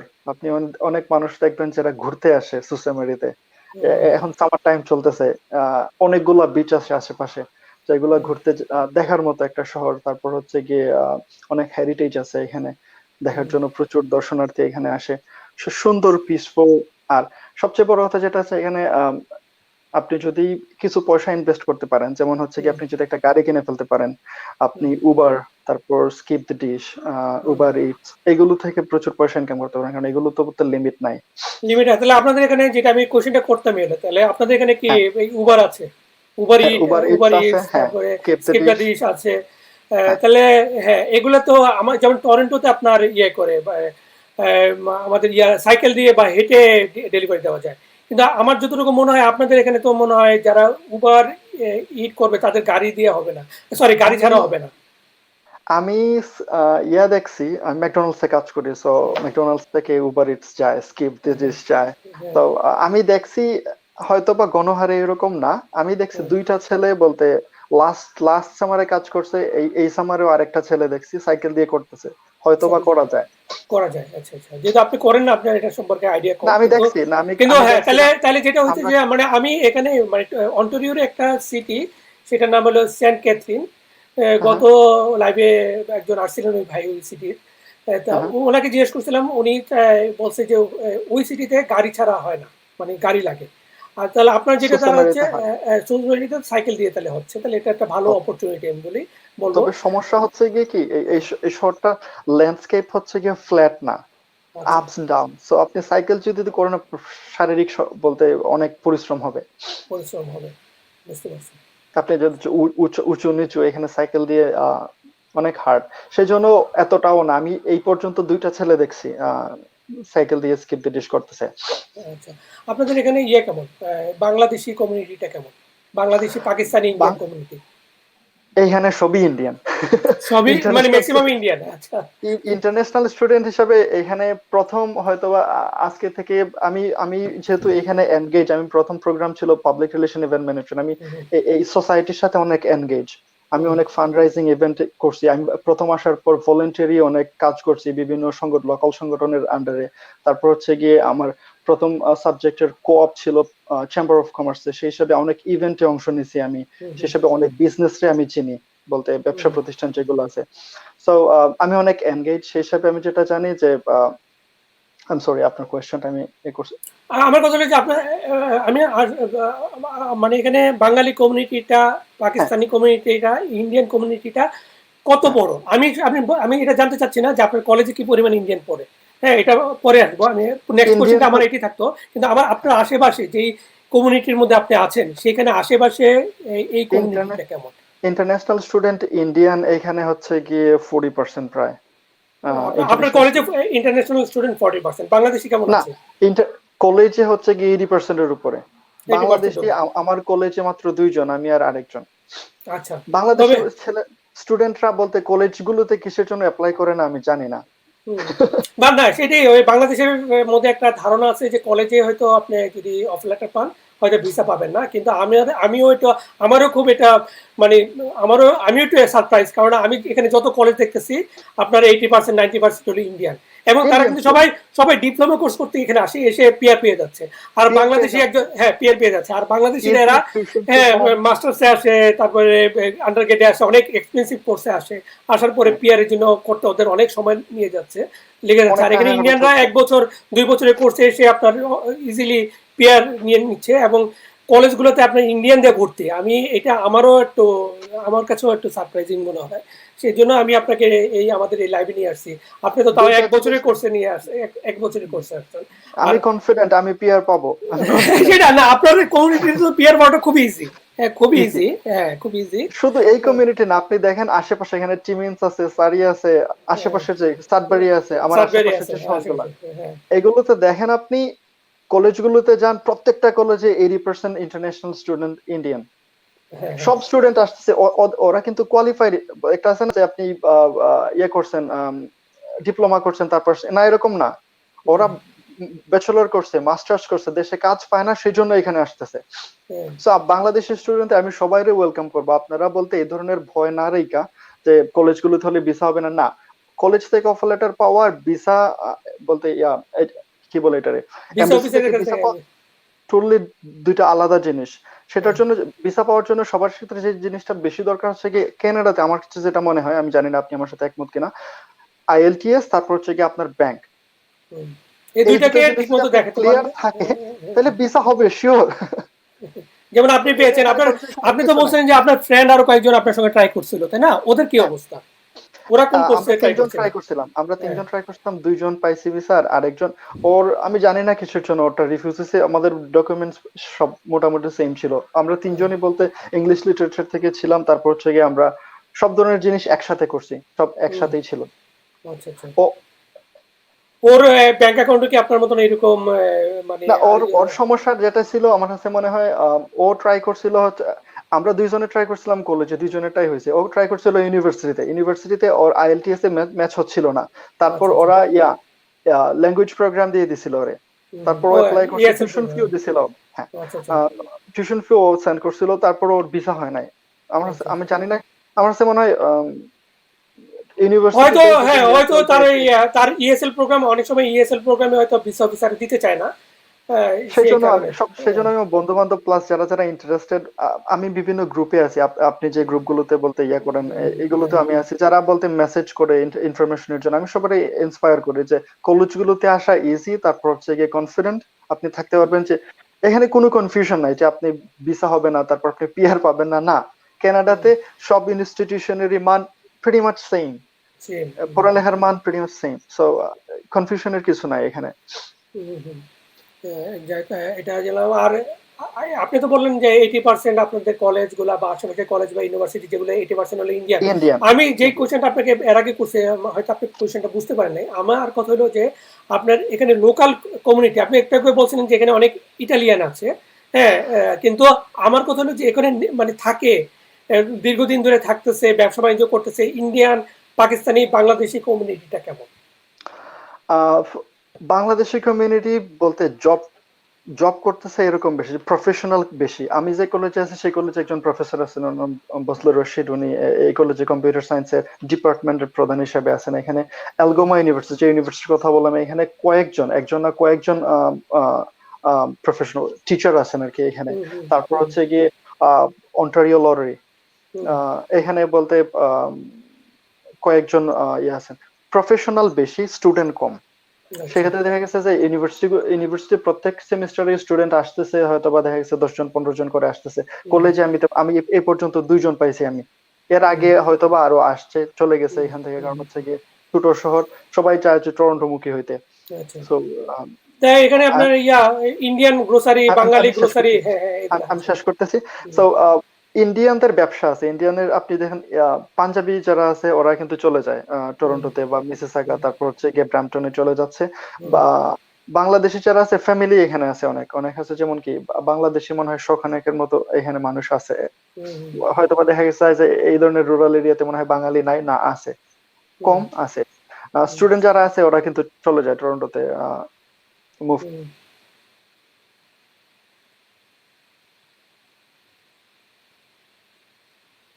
আমার মনে হয় কানেকশন। হ্যাঁ, ইন্ডিয়ান অনেক ব্যবসা প্রতিষ্ঠান এখানে আছে।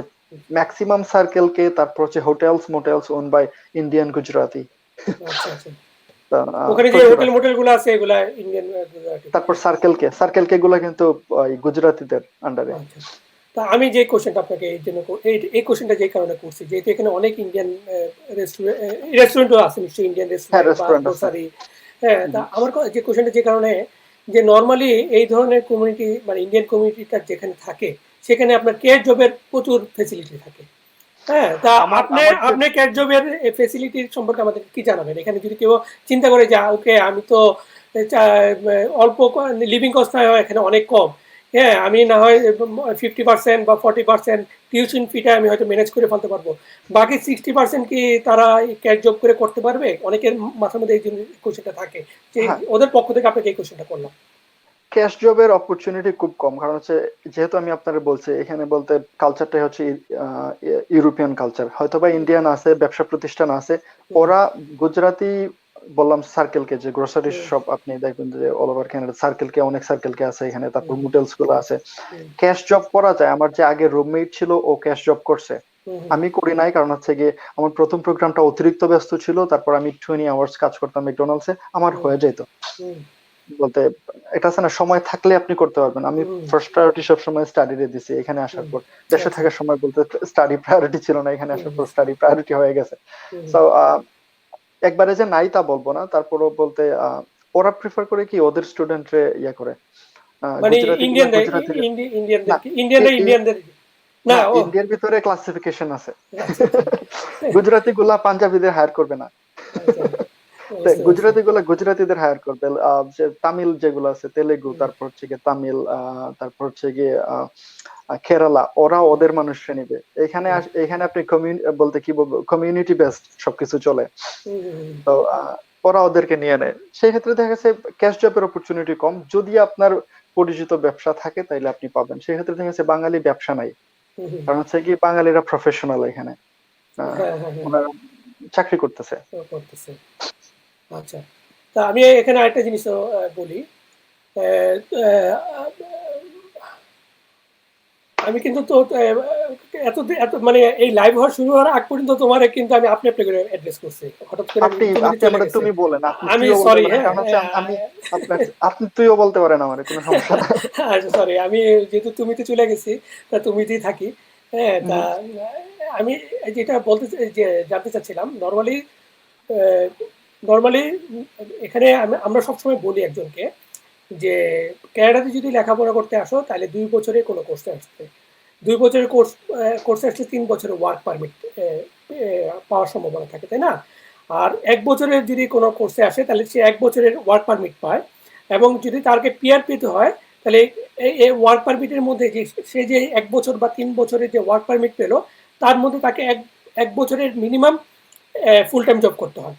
হ্যাঁ, যেহেতু 1 বছরের তুমি 1500 ওয়ার্ক ছাড় পারমিটে, করতে হ্যাঁ হবে।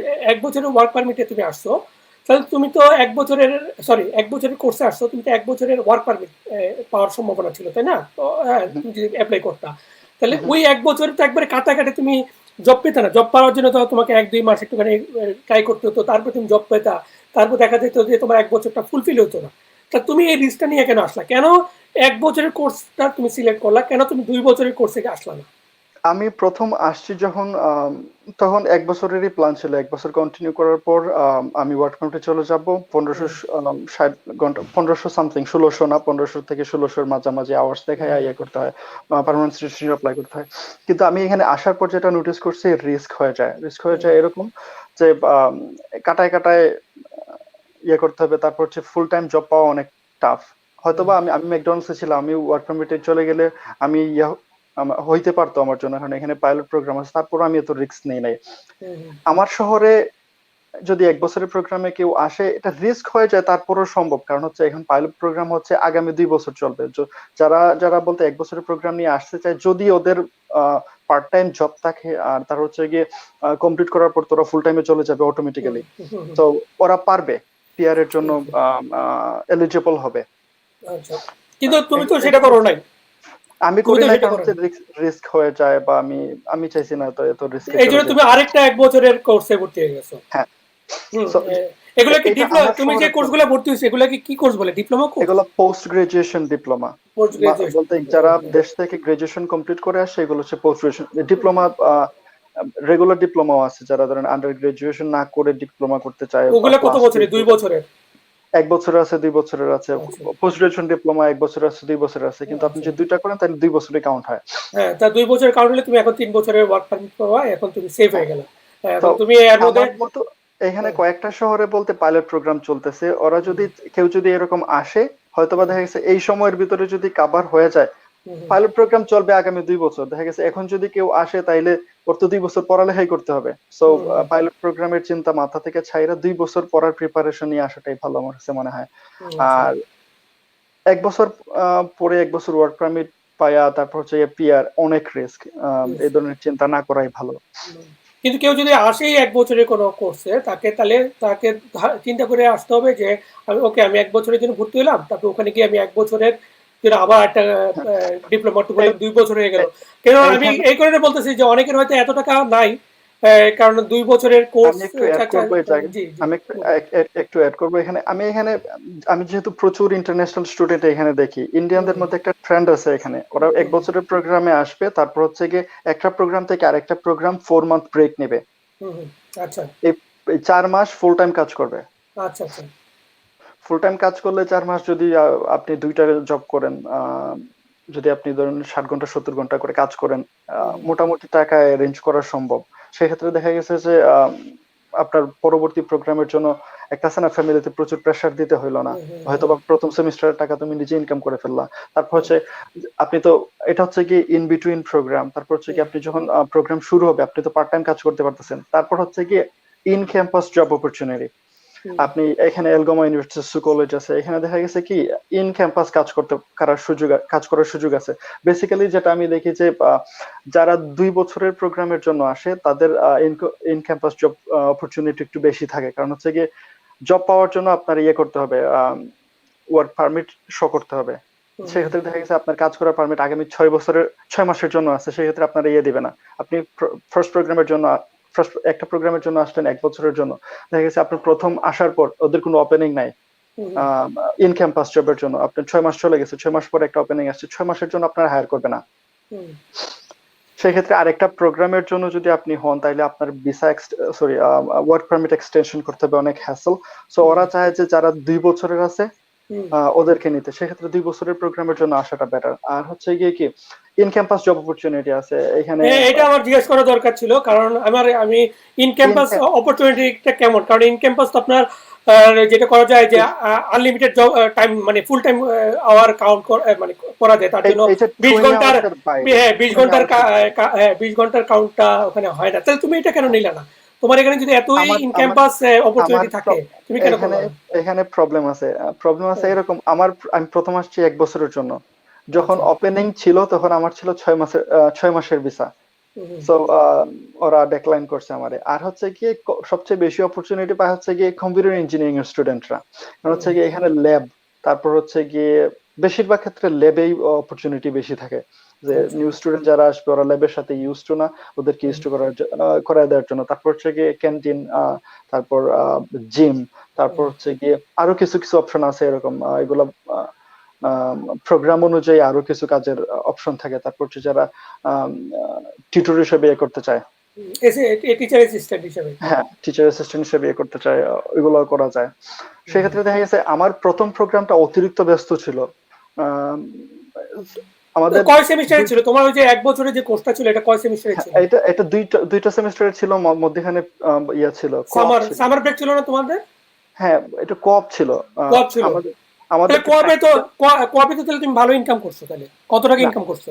এইখানে যেটা হয়েছে যে আপনি যদি নিজে কোঅপে যান তাইলে বলতে, আপনি যদি কোনো ইয়াতে পেইড কোঅপ ইয়াতে যান, হুম। কোম্পানিতে যারা পেইড করে, তাইলে আমাদের কলেজ থেকে যেটা হয়েছিল, আমাদেরকে দেওয়া হয়েছিল কলেজ থেকে, আমি এক হুম। টাকাও দেয় না আমরা। ও মানে ওই কলেজ এটা মানে খুঁজে দিছে, হ্যাঁ হ্যাঁ, কলেজ থেকে এটা খুঁজে দিছে। এটা তাহলে এটা প্রফেশনালি করা হয়। আমার মনে হয় এটা তাহলে কোঅপ না, এটা ইন্টার্নি হ্যাঁ, এটা প্লেসমেন্ট বলে ওরা। প্লেসমেন্ট বলে, হ্যাঁ বুঝতে পারছি। কোঅপই বলে কিন্তু এটা প্লেসমেন্ট প্লেসমেন্ট, প্লেসমেন্ট কারণ আমি যতটুকু জানি কোয়াপে তোমাকে পে করবে, যেহেতু এটা না। প্লেসমেন্ট, এটার মধ্যে পে করে না আর কি। হ্যাঁ, এটা হ্যাঁ, পে হ্যাঁ, পে হ্যাঁ, করছে না, আমাদের পে কাউরেই করে। পে করে না। আমরা বিভিন্ন জায়গায়, আমাদেরকে বলতে পুরা প্রোগ্রামের সবাইরে শহরের ও, বিভিন্ন জায়গায় বিভিন্ন তাহলে কোম্পানিতে তাহলে কাজ মানে করে। ওই যে সামারে তুমি যে প্লেসমেন্ট ছিল, এটা হলো ম্যান্ডেটরি ছিল, প্লাস এটা হলো যে ম্যান্ডেটরি ছিল। হ্যাঁ এটা ফুল টাইমও ছিল, যে কারণে তুমি ফুল টাইম কোনো জব করতে পারো না। আমি ফুল টাইম কাজ করছি ওই সময়, ও, কারণ হচ্ছে তাহলে গিয়ে করছো, আচ্ছা। আমি হ্যাঁ, ফুল টাইম করছি ইভিনিং এ। আচ্ছা, আচ্ছা। কোঅপ তাহলে তো ওই ফুল টাইমে ওই চার মানে 4 মাসে তুমি কত টাকা ইনকাম করছো? আমি দুইটা জব করতাম তখন। হ্যাঁ, একটা হচ্ছে গিয়ে ম্যাকডোনাল্ডস এ ছিল, একটা হচ্ছে হ্যাঁ, আমার ইভেন্ট ম্যানেজমেন্ট প্রোগ্রাম ছিল, আমি একটা ইভেন্ট ম্যানেজমেন্ট কোম্পানিতে কাজ করতাম তখন। হ্যাঁ, আমি নাম নিব না এটা। হ্যাঁ, হ্যাঁ, সো ওদের হয়ে ওরা কি করতো যে ইভেন্ট অর্গানাইজ, ধরেন আপনার বড় বড় ইভেন্ট আছে, যেমন ধরেন হুম, আপনার এখানে আইস হকি, হুম, তারপর হচ্ছে গিয়ে ওয়েডিংস, তারপর হুম, হচ্ছে গিয়ে অনেক অনেক ধরনের ইভেন্ট হয়। হুম, বেশিরভাগ হুম, ক্ষেত্রে আমরা ওয়েডিং ইভেন্ট অর্গানাইজ করছি, হুম, রিসেপশন অর্গানাইজ করছি। সো ওই ওই সামারে কিন্তু আমি এগুলা করছি। হুম। সো তাহলে তাহলে প্রথম মোটামুটি কি, তাহলে কি এটার অর্থ এই দাঁড়ায় না যে তুমি যে পার্ট টাইম জব করো সেটার হুম, ইনকাম, তারপরে সামারে একটা ফুল টাইম জব, বা তুমি দুইটা পার্ট টাইম করে ফুল টাইমের আওয়ার করলা, প্লাস পরের সেমিস্টার পার্ট টাইম, এই সবগুলো মিলে কি তোমার টিউশন ফিটা, সব টিউশন ফি কি কমপ্লিট করা যায় পকেট, মানে বাংলাদেশ থেকে না আমা- আনা আমা- চলা আমার যায়? আমার ক্ষেত্রে যেটা হয়েছে, প্রথম প্রোগ্রামে আমি অর্ধেক টিউশন ফি বাসা থেকে নিয়ে আসছি প্রথম প্রথম সেমিস্টারের। হ্যাঁ, তারপর সেকেন্ড সেমিস্টারের যেটা হচ্ছে কি, ওইটাও বাসা থেকে আনছি, কিন্তু 100% আনি নাই। হুম, আমি আনছি ধরেন আপনার, আমার ছিল 8,700 সেকেন্ড সেমিস্টারের, হুম, আমি আনছি 4,000। আচ্ছা, বুঝতে বাকিটা আমি পারছি। ইয়ে করে ফেলছি, কারণ হচ্ছে আমার ওই ইয়াতে ছিল, ফুল টাইম কাজ করছি আমি। তারপর হুম, সবকিছু মিলাইয়া আমার প্রায় একটা ভালো অ্যামাউন্ট জমে গেছিল। সো হুম, আমার ফুল আনতে হয় নাই। তারপর সেকেন্ড সেমিস্টারের যেটা হয়েছে যে আমি কোনো গ্যাপ নেই নাই ইন বিটুইন, হুম, দুইটা প্রোগ্রামে 4 মাসের গ্যাপ নেওয়া যায়, হুম, হুম, হুম, আমি গ্যাপ নেই নাই। ওইটা ছিল হুম, কি, প্লেসমেন্টের জন্য আলাদা ইয়ে করা ছিল, আমাদের টাইম স্লট বুকড করা ছিল। হুম, আহ, এটা প্লেসমেন্টের জন্য আমাদের প্রথম সেমিস্টার 4 মাসের, পরের সেমিস্টার 4 মাসের, কিন্তু আরো 4 মাসের হচ্ছে গিয়ে প্লেসমেন্ট প্লাস হুম, ট্রেনিং। প্লেসমেন্টে হুম, যাওয়ার আগে একটা ট্রেনিং হয়, 1 মাসের একটা ট্রেনিং আমাদের ছিল, ওই হুম, ট্রেনিং অংশগ্রহণ করছি। তারপর আরো 1 মাসের প্লেসমেন্ট ছিল। সো 2 মাস আমি ফুল টাইম কাজ করতে পারছি। আর হচ্ছে গিয়ে এরকম 30 আওয়ার্স এরকম কাজ করছি আমি। আর হচ্ছে গিয়ে আচ্ছা, আচ্ছা। সকালে আমি ইয়ে করতাম, প্লেসমেন্টে যাইতাম, আর হচ্ছে বিকালে আমি 7 ঘন্টা 8 ঘন্টা এরকম শিফটে কাজ করছি। হুম, হুম, সো মোটামুটি ফুল হয় না আর কি, তো তারপরেও কম হয় না। আমি যেটা হ্যাঁ, করছি, আমি যেটা বলতেছিলাম যে দুইটা প্রোগ্রামের মধ্যে আমি 4 মাসের ব্রেকটা নেই নাই আমি। আমি আচ্ছা, আচ্ছা। তাড়াতাড়ি শেষ হবে সেটা চাইছি। যদি বাংলাদেশ থেকে কেউ আসতে চায় বা কেউ ইয়ে করতে চায়, একটা ব্রেক নিতে পারবে। সেক্ষেত্রে সেই ব্রেকটা যদি ইয়ে করে, তাইলে হুম, আবার বলতে নেক্সট প্রোগ্রামের জন্য একটা বড় অ্যামাউন্ট নিজে নিজে ইয়ে করে ফেলবে, ইনকাম করে ফেলতে পারবে। হুম, হুম। হয়তোবা ফুল পারবে না, হচ্ছে 50-60% ইয়ে হয়ে যাবে। তা তো, প্রথমটা তো ছিল তোমার ইভেন্ট ম্যানেজমেন্টের উপর ডিপ্লোমা। হ্যাঁ, এখন পাবলিক তুমি কি, রিলেশন এখন ইভেন্ট। তুমি পরে, হ্যাঁ, পরেরটা তুমি কিসের উপরে করতেছো? আমি একটা লাইট প্রোগ্রাম নিছি, এটা এত বেশি হার্ড না। পাবলিক রিলেশন ইভেন্ট ম্যানেজমেন্ট আমার জন্য অনেক পরিশ্রমের ছিল, কারণ হচ্ছে আমি আচ্ছা, সময়ই পাইতাম না অন্য কিছু করার জন্য। আচ্ছা। দিনে দেখে যে 6-7 ঘন্টা ক্লাস হইতো আমাদের, তারপর হচ্ছে প্রচুর হোম অ্যাসাইনমেন্টস থাকতো আমাদের, হুম, হুম, প্রতিদিন প্রেজেন্টেশন। কারণ আচ্ছা, আচ্ছা। আমাদেরকে রেডি করা হইতো এগুলো স্ট্রেস হুম, হুম, হুম, ম্যানেজমেন্টের হুম, জন্য, কাজ করার জন্য। আর হচ্ছে গিয়ে পাবলিক রিলেশনস তো অনেক হুম, অনেক প্রজেক্টের কাজও করতে হতো। আমি অনেক ইভেন্ট অর্গানাইজ করছি। আমি বললাম না আপনার হুম, যে হুম, আমি হুম, আমি অনেক এনগেজ হয়ে গেছি এখানে। সেগুলো আমার ফুল টাইম কাজে, আমি যদি চাই একটা ভালো জব নিতে এখানে, বা আমার যখন শেষ হয়ে যাবে, সেগুলো আমার জন্য হেল্প হবে। আমার রেজিউমে অনেক স্ট্যান্ডার্ড হয়ে গেছে অলরেডি। হুম, হুম, তো হুম। প্রথম প্রোগ্রামটা অনেক হার্ড ছিল, সেজন্য আমি একটা light program, supply chain management. Supply chain এত ম্যানেজমেন্ট। হ্যাঁ। আচ্ছা, তো এইটা হচ্ছে গিয়ে 2 সেমিস্টার, কিন্তু এটা হচ্ছে গিয়ে তাড়াতাড়ি শেষ হয়ে যাবে, 8 মাসে শেষ হয়ে যাবে। আচ্ছা। যাক, তা ভালো। তা আমরা এখন যেটা করব যে কিছু কোশ্চেন নিব। আমাদের অনেক কোশ্চেন জমা হয়েছে, আশা করি সেই কোশ্চেন থেকে কিছু নিব। আর ভিউয়ার্স, আপনারা যারা ভিডিওটা দেখছেন তাদেরকে একটা ইনফরমেশন দিয়ে রাখি। আগামীকালকে আমাদের আরেকটা লাইভ আছে। ওই লাইভটা নিয়ে আমরা আলোচনা করব যে আপনার যে একটা নতুন নতুন পাইলট প্রোগ্রাম চালু হয়েছে, আপনারা জানেন। ইকোন ইকোন ইকোন টেরিটরিতে, ইকোন টেরিটরির যে কমিউনিটি পাইলট প্রোগ্রাম, সেটা নিয়ে আমরা আলোচনা করব আগামী কালকের লাইভে। আশা করি আপনারা যারা ইকোন কমিউনিটি পাইলট প্রোগ্রামে অ্যাপ্লাই করতে চান, বা ওটা নিয়ে চিন্তা করতেছেন বা জানতে চাচ্ছেন, তারা আগামীকালকে ওই লাইভে অংশ নিতে পারেন। আগামীকালকের লাইভটা বাংলাদেশি টাইমে আপনার রাত 10টার দিকে হবে। তা আশা করি আপনারা ওই লাইভে অংশ নেবেন। তা আচ্ছা, আমরা এখন কিছু কোশ্চেন নেই। আমাদের ভিউয়ার্সরা যেসব কোশ্চেন করছে তার থেকে কিছু কোশ্চেন আমরা নেই।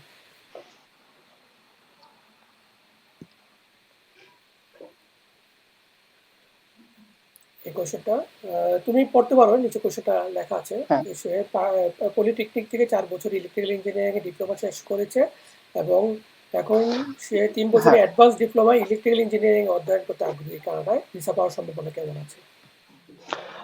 সেটা হচ্ছে কি, আপনি কমপ্লিট করছেন পলিটেকনিক থেকে, এটা কোনো সমস্যা না। আপনি যে কোনো ইনস্টিটিউশন থেকে কমপ্লিট করেন, যদি আপনার ইয়েটা ম্যাচ করে। তারপর হচ্ছে কি আপনার আইএলটিএস, আপনার যদি স্ট্যান্ডার্ড আইএলটিএস থাকে, আপনি যে কলেজ বা যে কোনো যে ইনস্টিটিউটে আসতে চান, সেখানে যে রিকোয়ারমেন্টস থাকে সেটা যদি ম্যাচ করে, আমার কাছে মনে হয় কোনো সমস্যা না। আপনি যদি ব্যাংক স্ট্যান্ডার্ড থাকে, সেই ক্ষেত্রে দেখা গেছে কি আপনি, হ্যাঁ, আপনি ওটার কথা আসতে ঠিক। পারেন, এই কোনো সমস্যা না তো। এই আপনার যদি আপনি কনফিডেন্সের ঘাটতি থাকে, তাহলে আপনি যেটা করতে পারেন যে বিএসসি কোর্সে এসেও কিন্তু আপনি আবার আপনার ডিপ্লোমাতে ট্রান্সফার হয়ে যেতে পারবেন, যেটা অনেকেই করে। আপনি এখানে অনেকেই দেখছি আমি, যে প্রথম আসতেছে বিএসসি প্রোগ্রামে, তারপর হচ্ছে গিয়ে কনভার্ট করতেছে কোনো বলতে কলেজে ডিপ্লোমাতে। কারণ হচ্ছে গিয়ে বিএসসি তে অনেক টিউশন ফির ঝামেলা থাকে, তারপর হচ্ছে গিয়ে আপনার একটা লং টাইম পড়ালেখা করতে করতে হবে। 4 বছরের বা 3 বছরের প্রোগ্রামে যদি আপনি আসেন, তাইলেও আপনার 2 বছর ওয়ার্ক পারমিট পাবেন। আপনি যদি 2 বছর স্টাডি করেন, তাইলেও আপনি 3 বছর ওয়ার্ক পারমিট পাবেন। বেসিক্যালি সবারই টার্গেট হচ্ছে পিআর পাওয়া। সো আপনি আসেন বিসিএস, বিএসসির জন্যই আসেন, কোনো সমস্যা নেই। তারপর আপনি কনভার্ট করতে পারবেন। ভিসা পাওয়ার ক্ষেত্রে আসলে কি, অফার লেটার, আর হচ্ছে গিয়ে আপনার যদি অফার লেটার ইয়া থাকে, জেনুইন থাকে, তারপর হচ্ছে আপনার আইএলটিএস ভালো থাকে, আপনার যদি ব্যাংক ভালো থাকে, তাইলে রিজেক্ট হয় না। আপনার স্টাডি গ্যাপ কিরকম, কারণ হচ্ছে কি স্টাডি গ্যাপ অনেকটা ফ্যাক্ট করে। কারণ 1 বছর 2 বছর ঠিক আছে, 3 বছরের বেশি হয়ে গেলেই কিন্তু আবার সমস্যা হয়। যদি আপনার স্টাডি গ্যাপ না থাকে, বিশ্বাসের ক্ষেত্রে কোনো সমস্যা হবে না আশা করি। আর স্টাডি গ্যাপ থাকলেও আপনি স্টাডি গ্যাপে যদি ব্যাখ্যাটা ঠিকমতো দিতে পারেন, এসওপি ঠিকমতো মানে লিখতে পারেন, বা ভিসা অফিসারকে বুঝাতে পারেন যে না, আপনার এই স্টাডি গ্যাপটা কেন হয়েছে, আপনার আইএলটিএস এর স্কোর হচ্ছিল না, আপনি লেখাপড়া করতেছিলেন আইএলটিএস এর স্কোর ইমপ্রুভ করার জন্য, অথবা আপনি কোনো জব করতেছিলেন, এগুলা ঠিকমতো ব্যাখ্যা দিতে পারলে সেটাও কোনো সমস্যা হয় না। কিন্তু আপনার কথা হলো যে যদি গ্যাপ থাকে তাহলে সেটাকে আপনি এক্সপ্লেন করবেন কেন আপনার গ্যাপটা হয়েছিল। সেটা খুব ভালো ভালো অপশন আমার কাছে মনে হয়, আপনি এক্সপ্লেন করলে সেটা উনি কনভিন্স হইতে পারে ভিসা অফিসার। জি, এটা আপনার এক্সপিরিয়েন্স থেকে যদি বলেন, আপনি আসার পরে আপনি কি কি করছিলেন? আমাদের ক্ষেত্রে যেটা হয় এখানে সু কলেজ একজন সু কলেজের একটা বুথ থাকে এয়ারপোর্টে, এখানে লোকাল যে সু এয়ারপোর্ট আছে এখানে একটা বুথ থাকে, ওইখানে একজন রিসিভ করবে আপনার, একটা ট্যাক্সি সার্ভিস থাকবে। আপনি যদি চান আপনি যে হোটেলে যাইতে চান বা আপনি যদি রুম বুক করে আসেন এখানে অনলাইনে বলতে করা যায় সবকিছু। আপনি যদি যে বাসায় লিজ নিবেন বা যদি ওনারের সাথে আপনার কথা বলা থাকে যে আপনি ওই ওই ওই বাসায় গিয়ে উঠবেন, সো সু কলেজ থেকে সম্পূর্ণ আপনার রিসিভ করা হবে। আপনি যদি চান কলেজে ট্যুর নিতে, কলেজে ওরা আপনার একটা ট্যুর দিবে, তারপর আপনার আপনার বাসায় বা আপনি যে ঠিকানা যেতে চান সেখানে আপনার ছেড়ে দিয়ে আসবে।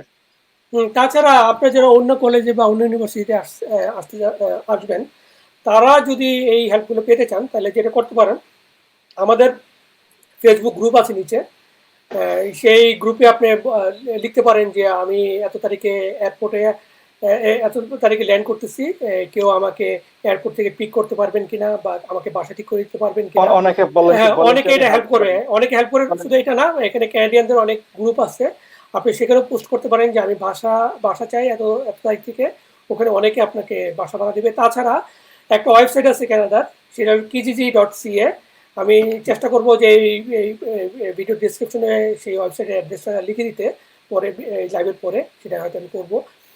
আপনি ওই ওয়েবসাইটে গিয়েও আপনি বাসা সার্চ করতে পারবেন যে আরো আরো আছে কলেজ বেসড বা ইউনিভার্সিটি বেসড অনেক সোশ্যাল মিডিয়া গ্রুপ থাকে সব, আপনি আপনি ওই নামগুলো দিয়ে সার্চ করতে থাকেন, আপনি যে কমিউনিটিতে আসেন বা যে ইনস্টিটিউশনে আসেন আপনি দেখবেন প্রচুর হেল্প পাবেন। সো এগুলো নিয়ে চিন্তা করার দরকার নাই, আপনি অ্যাপ্লাই করেন, ভিসা পান, চলে আসার আগে দেখবেন যে একটা না একটা ব্যবস্থা হয়ে গেছে। হয়ে যাবে।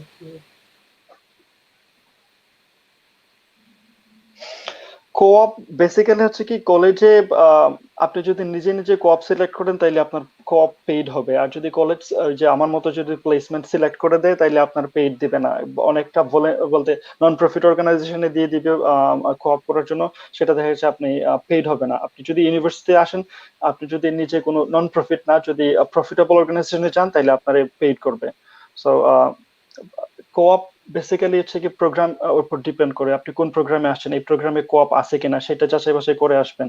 বেসিক্যালি বিএসসি তে আসলে বা আপনি যদি কোনো ইউনিভার্সিটি ডিগ্রিতে আসেন আপনার কোঅপ বেসিক্যালি থাকে। আর এটা আপনি যদি নিজে যান বা কোনো পেইড অর্গানাইজেশনে যান আপনার কোঅপ পেইড করবে ওরা।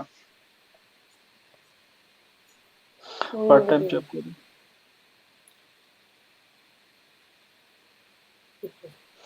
নিউফাউন্ডল্যান্ড সম্পর্কে আমার কোনো হ্যাঁ, না, আইডিয়া নেই। নিউ ফাউন্ডল্যান্ডে living cost tuition fee possible, মানে পার্ট টাইম জব করে, যেহেতু এর আগে অনেক লাইভে যারা আসছেন তারা এটা বলছে, উনি হয়তো সেটা রেফারেন্স টানছে, যেহেতু পার্ট টাইম জব করে নিউ ফাউন্ডল্যান্ডে লিভিং ও টিউশন ফি পসিবল। কিন্তু অন্য কোনো প্রভিন্স জানাশোনা আছে কিনা যেটা পসিবল কিনা, সেই জন্য উনি জানতে চাইছে আপনার জানাশোনা এরকম আছে কিনা বা আপনার আইডিয়া আমি যে আমি আমি শুনছেন। যেটা সাজেস্ট করব আপনি ভালো আইএলটিএস নিয়ে বড় শহরে আসেন। আপনি যদি টরন্টোতে বা ভ্যানকুভার বা মন্ট্রিয়ালে আসেন সেখানে আপনি কমিউনিটি বেসড প্রচুর মানুষ পাবেন, আপনি আপনি বাঙালি কমিউনিটির প্রচুর মানুষ পাবেন, সেক্ষেত্রে আপনি হেল্প বেশি পাবেন, আপনার জব অপরচুনিটি বেশি থাকবে, আপনি ক্যাশে জব বেশি করতে পারবেন। সেক্ষেত্রে আপনি হয়তো ফুল ইনকাম করতে পারবেন না, পুরো টিউশন ফি পারবেন না, এটা অনেক হার্ড, অনেক টাকা। তো আপনি একটা বড় পার্সেন্টেজ আপনি তুলে ফেলবেন যদি আপনি বড় শহরে আসেন। ছোট শহরগুলোতে তুলনামূলক কাজের অপরচুনিটি কম, সো একটু তা টাফ হবে আপনার জন্য। আমি এখানে একটু অ্যাড করি, যদিও আমি আমাদের আইবাকের লাইভগুলো আপনি নিয়মিত দেখেন আমি জানি, ওখানে কিন্তু যারা আসছেন প্রায় সবাই মোটামুটি, কেউ বলছে যে সে 80% পেরেছে, কেউ বলছে 100% পেরেছে, কেউ বলছে যে প্রথম সেমিস্টারটাই শুধু সে বাংলাদেশ থেকে এনেছে, বাকিগুলা সে নিজে এখানে মেনটেন করছে।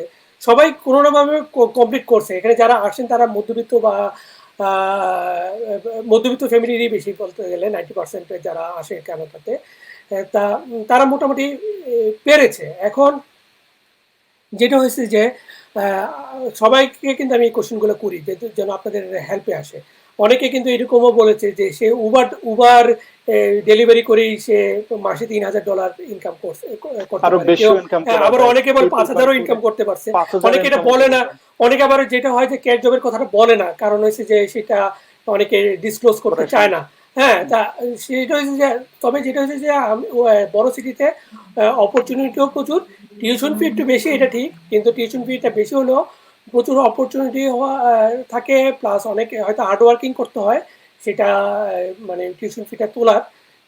এখন আপনি যদি খুব হার্ড ওয়ার্কিং করবেন এই মেন্টালিটি থাকে তাহলে হয়তো পারবেন। তবে এটা অনেক সময় হয় কি অফিসিয়ালি এই কথাগুলো অনেকে বলতে চায় না যে হ্যাঁ পারবেন ভাই আসেন, হ্যাঁ অনেক সময় এটা অনেকে বলতে চায় না।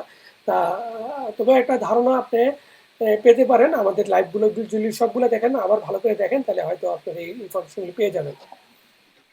এটা সিচুয়েশনের উপর অনেক জিনিস হ্যাঁ, ডিপেন্ড করে। আপনি আর আসার সবাই পর কিন্তু আপনি অনেকে লোড নিতে কোথায় পারে না। কতক্ষণ লাগতেছে। আমাদের আমাদের ওই যে মধ্যবিত্ত ফ্যামিলি হইলেও কিন্তু অনেকের কিন্তু মানে প্রচুর পরিশ্রম করবে, বাবা মার উপরে প্রেশার দিবে না, এই মেন্টালিটি কিন্তু সব ছেলেদেরও আবার থাকে না।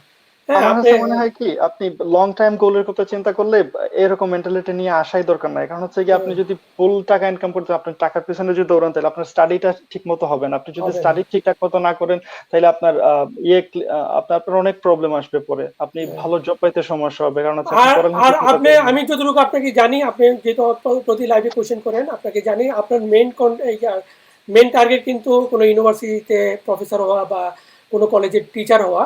যদি আপনার এইটাই থাকে তাহলে আপনার ভালো রেজাল্ট কিন্তু করতে হবে। ভালো রেজাল্ট করতে হ্যাঁ, হলে কিন্তু আপনাকে কিন্তু যদি পড়ালেখাটা করতে হবে। পড়ালেখার পিছনে আপনাকে যদি ব্যয় করেন তাহলে কিন্তু আপনার আবার ওই এত স্ট্রেস নিতে পারবেন না। সেই জন্য আপনি চেষ্টা করেন যে নিউ ফাউন্ডল্যান্ডে ট্রাই করতে, যেহেতু নিউ ফাউন্ডল্যান্ডের টিউশন ফিটা অনেক কম এবং পার্ট টাইম জব করে করা যায়। তাহলে আমার কাছে মনে হয় যে আপনি চেষ্টা করেন নিউ টু ফাউন্ডল্যান্ডেই অফার নেওয়া। এবং হ্যাঁ, আপনি আমি এটাও বলতে পারি যে নিউ ফাউন্ডল্যান্ডের আশেপাশে যে প্রভিন্সগুলো আছে সেগুলোর ইকোনমি অবস্থা টিউশন ফি অনেকটা কাছাকাছি। আপনি ওই প্রভিন্সগুলোকেও টার্গেট করতে পারেন। তাছাড়া আমাদের গ্রুপে আপনি একটা কমেন্ট করতে পারেন। ওখানে আমি কিছু কিছু ইউনিভার্সিটির নাম দিয়েছি যেখানে টিউশন ফি কম। আমি চেষ্টা করব যে কম টিউশন ফি এর নিয়ে একটা ভিডিও করার জন্য। আমি হয়তো ইনশাল্লাহ আমি হয়তো এটার উপরে করবো কিছু দিনের মধ্যে।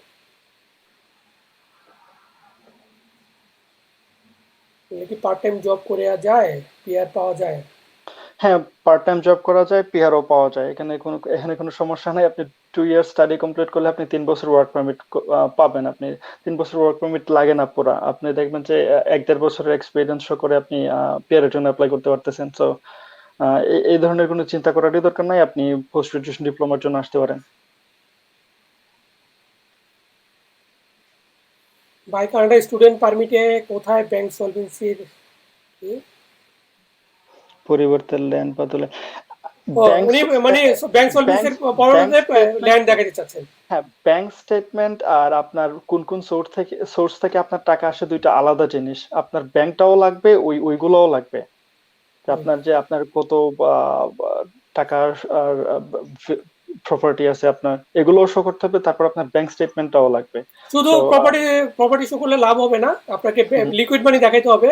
এই লিকুইড মানি যেমন ধরেন যে সেভিংস অ্যাকাউন্ট, কারেন্ট অ্যাকাউন্টও দেখাতে পারেন। যে যদি দেখায় যে সবসময় একটা স্টেডি পয়সা ওখানে সবসময় আছে তাহলে সেটাও দেখাতে পারেন।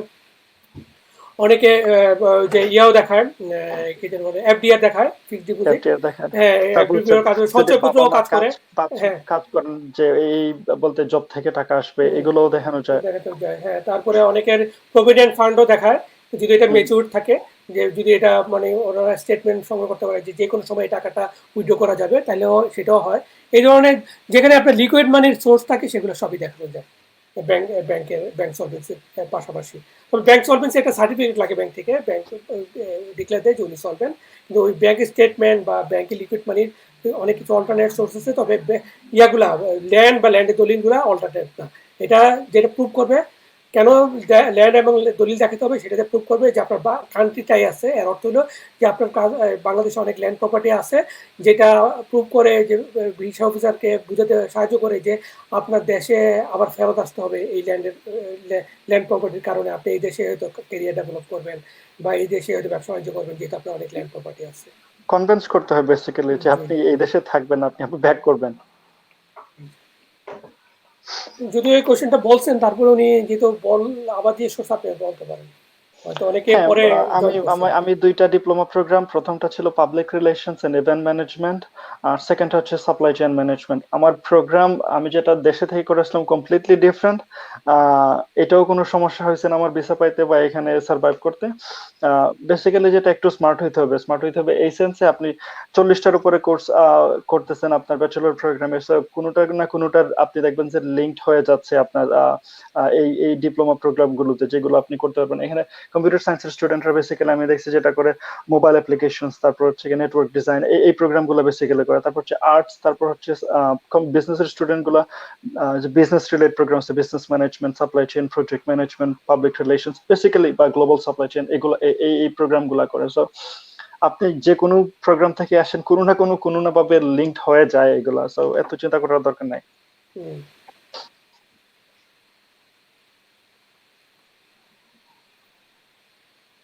উনি পার্ট টাইম হ্যাঁ, অপরচুনিটি কেমন, পার্ট টাইম এটা সিটিতে আছে অপরচুনিটি। কিনা? হ্যাঁ, পার্ট টাইম অপরচুনিটি এটা আমার কাছে মনে হয় কি, আপনি কতটা কোয়ালিফাইড, কারণ হচ্ছে কি এখানে সবার সবচেয়ে বড় যে জিনিসটা সেটা হচ্ছে আপনার কমিউনিকেশন স্কিল কিরকম।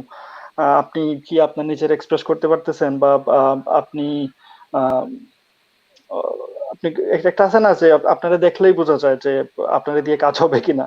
সো এমপ্লয়ার আপনারা দেখবে, তারপর একটা লাখের ডিপেন্ড করতেছে।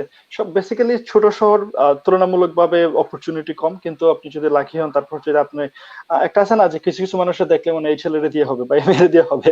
সো সো অনেকটা বলতে কি কমিউনিকেশন স্কিল, তারপর এগুলোর উপরে অনেক জিনিস ডিপেন্ড করে, তবে তুলনামূলকভাবে কম।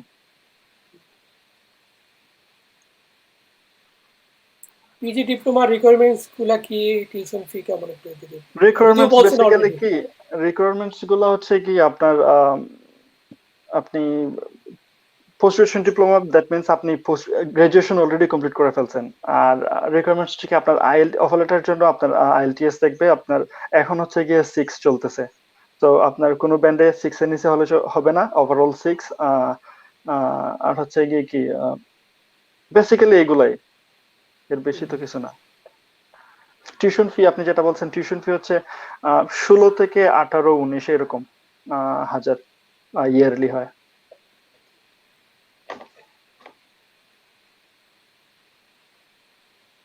উনি অলরেডি মাস্টার্স করছেন সোশ্যোলজি হ্যাঁ, হ্যাঁ, ঢাকা ইউনিভার্সিটি থেকে। Is there opportunity for him তো সেকেন্ড, অবশ্যই অনেকেই করতেছে, এবং আশিটা তাই অনেকেই যারা করতেছে ভাই। অনেকেই করছে, এটা এটা কোনো ব্যাপার না। আপনি একটা মাস্টার্স করতে পারেন, এটা কোনো সমস্যাই না। আরেকটা মাস্টার্স করতে পারেন। আপনার আইএলটিএস দেখবে, আপনার স্টাডি গ্যাপ যদি বেশি হয় তাহলে আপনি এটার এগেনস্টে ডকুমেন্টস রেডি করেন, বা আপনি এসওপি যখন লিখবেন তখন আপনি বুঝাই দিবেন যে আপনি কোন কোন বা আপনি সময়টা এই প্রোডাক্টিভ খাতে ব্যয় করছেন। যেমন আপনি বিজি ছিলেন আপনার ইংলিশ ইয়ের জন্য, ভাই যেটা বললেন একটু আগে, বা আপনি অন্য কোনো কাজ করতেছিলেন, সেকেন্ড হুম, মাস্টার্স করা যায়, কোনো সমস্যা না। সমস্যা নেই।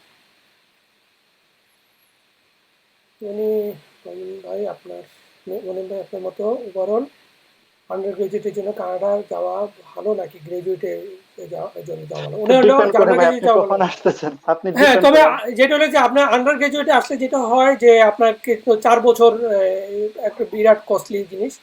আর পোস্ট গ্রাজুয়েট হলে যেটা হয় যে 2 বছর। 2 বছরে শেষ হয়ে যাচ্ছে, আপনি 2 বছর পর 3 বছরের ওয়ার্ক পারমিটে চলে যাচ্ছেন। হ্যাঁ, খুব ইজিলি আপনি পিআর পেয়ে যাচ্ছেন, আর পয়সা কম লাগতেছে। মাস্টার্সের টিউশন ফি অনেক কম আন্ডার গ্রেডের তুলনায়। হ্যাঁ, তা সবকিছু আপনি বিবেচনা করে আপনার আসবেন। প্রথম অবস্থা, আপনার সময় বেশি 4 বছর নষ্ট হইতেছে না, আপনার হুম। টিউশন ফিটার জন্য টাকা নষ্ট হইতেছে না, আপনি 2 বছরের জন্য আসতেছেন, 4 বছরেরও 2 বছর ওয়ার্ক পারমিট, 2 বছরের না, করলেও 4 2 বছর, বছর হলে, 3 বছর। 4 বছর হলে 3 বছর। আবার সরি, হ্যাঁ, 3 বছর, দুইটারই তিন হ্যাঁ, বছর 3 বছর। তো। হ্যাঁ, তো আপনি 4 বছর কমপ্লিট পড়ালেখা করবেন এখানে, প্রচুর টিউশন ফি দিবেন, আপনি তো ওয়ার্ক পারমিট 3 বছরেরই পাচ্ছেন, 2 বছর পড়লেও 3 বছর। তবে অনেক সময় দেখা যায় কি, অনেকের টেন্ডেন্সি থাকে যে না, আমি আমি আমি আমি বিএসসি কমপ্লিট করবো বা আমি বিএ কমপ্লিট করবো। যদি আপনার হ্যাঁ, মেন্টালিটি এরকম থাকে তাহলে আপনি আপনি যান ওইদিকে যান। হ্যাঁ, অনেকের আছে যে আমাদের বাংলাদেশিদের একটা মেন্টালিটি আছে যে কি বলবে ডিপ্লোমা করছি বা বাংলাদেশে আত্মীয় স্বজন। হ্যাঁ, হ্যাঁ, অনেকের মধ্যে এই জিনিসটা কাজ করে। আমাদের বাঙালি মেন্টালিটি হলো যে আপনি লেখাপড়াটা যদি মাস্টার্স না করেন, হ্যাঁ, তো কি বলবে মানুষ। হ্যাঁ, এটা যদি আপনার মেন্টালিটি থাকে তাহলে আমার কিছু বলার কিছু নাই। তবে হ্যাঁ, আপনি একটা একটা জিনিস করতে পারেন। এখানে যারা ডিপ্লোমা করতে আসেন, 2 বছরের ডিপ্লোমা করতে আসেন, তারা পিয়ার পাওয়ার পরে খুব অল্প পয়সায়, নামমাত্র পয়সায়, হ্যাঁ, আপনি কিন্তু এই যে ডিপ্লোমাটা করছেন এটাকে ইউনিভার্সিটিতে ট্রান্সফার করে, হ্যাঁ, আপনি কিন্তু দেখা গেছে আর 1 বছরের একটা কোর্স করে বা 2 বছরের কোর্স করে কিন্তু পুরা ডিগ্রি পেয়ে যাচ্ছেন এখানে কিন্তু। ডিগ্রি পেয়ে যাচ্ছেন, এগুলো কিন্তু এখানে ট্রান্সফার করা যায়, ট্রান্সফার করা ট্রান্সফার যায়। করা যায়। ফলে আপনি তখন আপনি হয়তো দেখা গেছে যে হয়তো করছিলেন ডিপ্লোমা, আপনি পিয়ার পাওয়ার পরে খুব অল্প পয়সায় আপনি এই পুরো পয়সা এই কোর্সগুলোকে ট্রান্সফার করে আপনি ইয়ে পেয়ে ফেললেন, আন্ডারগ্রেড ডিগ্রি বা মাস্টার্স ডিগ্রি পেয়ে গেছেন। হ্যাঁ, আমি একটু অ্যাড করবো এই জি জায়গায়, কারণ জি হচ্ছে জি এখানে আপনি প্রচুর স্টুডেন্ট পাবেন, ইন্ডিয়া থেকে আসতেছে, চায়না থেকে আসতেছে, ফিলিপাইন থেকে আসতেছে, যে +2 বলতে হায়ার সেকেন্ডারির পর ডিরেক্ট ডিপ্লোমা প্রোগ্রাম করতেছে। সো আপনি প্রচুর পাবেন এরকম। সো আপনি যদি ডিপ্লোমাতে আসতে পারেন, আপনি ওয়েলকাম, ভালো হবে সেটা আপনার জন্য। হুম।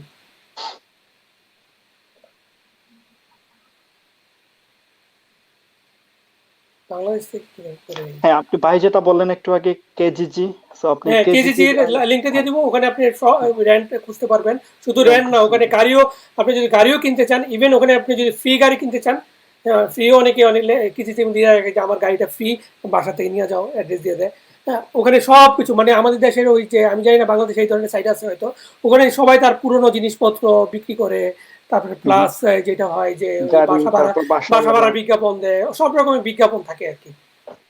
তারপর হচ্ছে গিয়ে আপনি আপনি আসার আগে তো আপনার হাতে কিছু সময় থাকবে না, আপনি যে কমিউনিটিতে আসবেন বা যে ইনস্টিটিউশনে আসছেন, এই ইনস্টিটিউশন গুলোর বলতে কমিউনিটি বেসড অনেক সোশ্যাল মিডিয়া সাইট থাকে। ফেসবুকে পাবেন আপনি, তারপর হচ্ছে গিয়ে হোয়াটসঅ্যাপে পাবেন। ফেসবুক বেসিক্যালি ওয়াইড, সো আপনি ফেসবুকে সার্চ দিতে পারেন, তাইলে দেখবেন যে আপনি প্রচুর বাঙালি পেয়ে যেতেছেন বা প্রচুর ইন্টারন্যাশনাল স্টুডেন্ট পেয়ে যেতেছেন, এরকম গ্রুপ থাকবে। সো হুম, এগুলোতে যদি আপনি হেল্প চান, এখানে প্রচুর মানুষ খুব জেন্টল নেচারের, সো আপনার হেল্প করবে প্রচুর মানুষের। জি।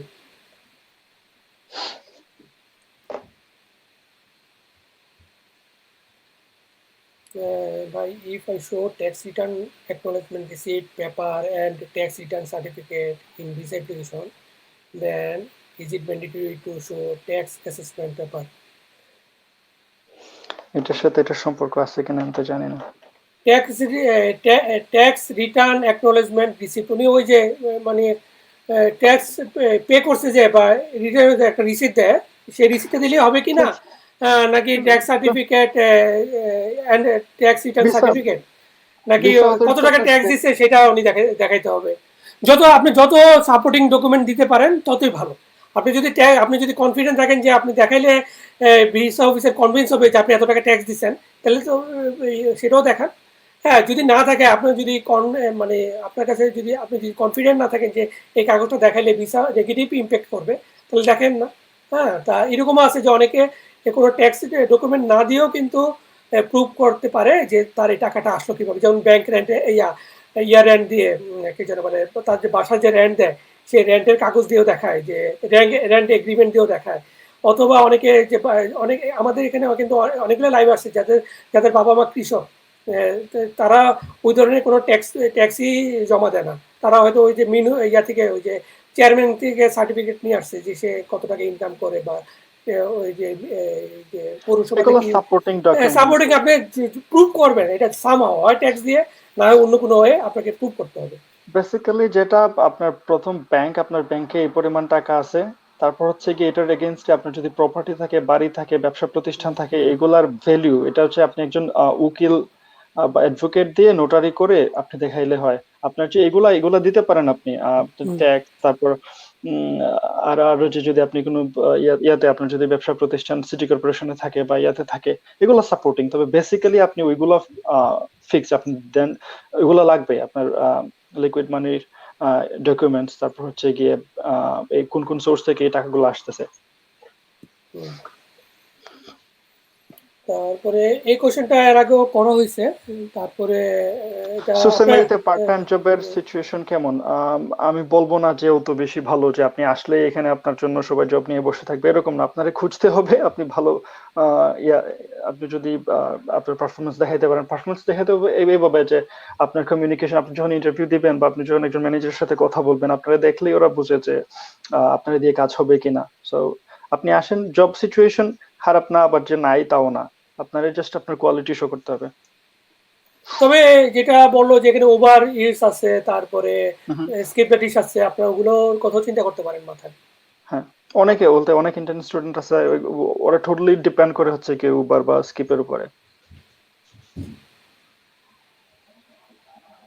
কন্ডিশনাল। কন্ডিশনাল অফার লেটার হচ্ছে গিয়ে কি কলেজগুলোতে কন্ডিশনাল অফার লেটার বেশি শো করে, এটা হচ্ছে আপনার টিউশন ফি আগে দিতে হবে।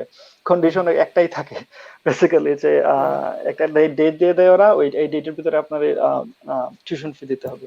হ্যাঁ, আরেকটা আছে যে আপনার ওই যে কন্ডিশনাল ওয়ার্ক, কন্ডিশনাল স্টাডি পারমিটের মধ্যে আপনার উল্লেখ থাকে যে তোমার আইএলটিএস এর স্কোরটা কম, এই ১ বছরের একটা ইএসএল কোর্স করার পরে মেইন হ্যাঁ প্রোগ্রাম সেটা। যেতে পারবে।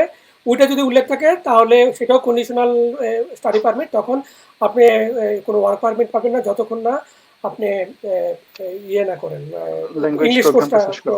শেষ না করেন।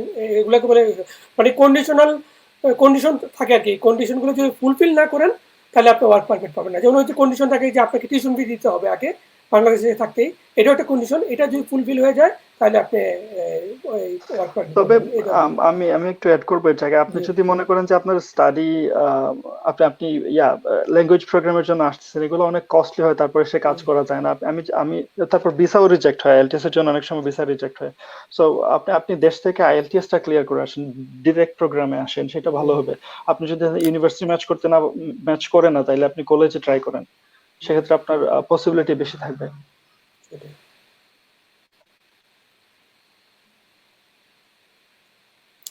ওনার ব্যাচেলারে CGPA only 2.8, so hmm. Like don't know university requirement about 3, please suggest me. হ্যাঁ, ইউনিভার্সিটি গুলোতে আপনি ট্রাই করতে পারবেন না, আপনার সিজিপিএ এতটাও স্ট্যান্ডার্ড না, যারা ইউনিভার্সিটি যেটা রিকোয়ার করে। সেক্ষেত্রে কলেজে আপনি ট্রাই করেন। শুধু যে কলেজে আপনার ব্যাচেলর দেখবে তা না, আপনার সেকেন্ডারিও দেখে। সো তারপর হচ্ছে কি আপনার আইএলটিএস, সো আপনার আইএলটিএস ভালো থাকলে এগুলা কভার হয়ে যাবে কলেজে।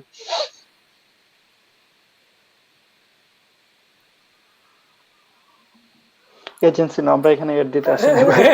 এজেন্সি নাম আমি রিকমেন্ড করবো না, কারণ আপনি আমার এজেন্সির আমার রিকমেন্ডেশন অনুযায়ী কোনো একটা এজেন্সিতে যাবেন, তখন তারা যদি ঠিক একই ট্রিটমেন্ট আপনার সঙ্গে না করে তাহলে আপনি হয়তো আমাকে ব্লেম করবেন। সেই জন্য আমি কোনো অ্যাডভার্টাইজমেন্ট এখানে দিব না। তবে এজেন্সিতে তবে যাওয়ারই দরকার একটা নেই। এজেন্সির নাম আমি আপনাকে বলতে পারি, যদি আপনি তার মানে হেল্প নিতে চান, সেটা হলো আইডিপি, যেখানে আপনার আইএলটিএস পরীক্ষা দেওয়া যায়। তারা কোনো সার্ভিস চার্জ নেয় না, তারা আপনাকে দিয়ে আপনার পুরো প্রসেসিংটা করাবে, শুধু তারা আপনাকে গাইড করবে।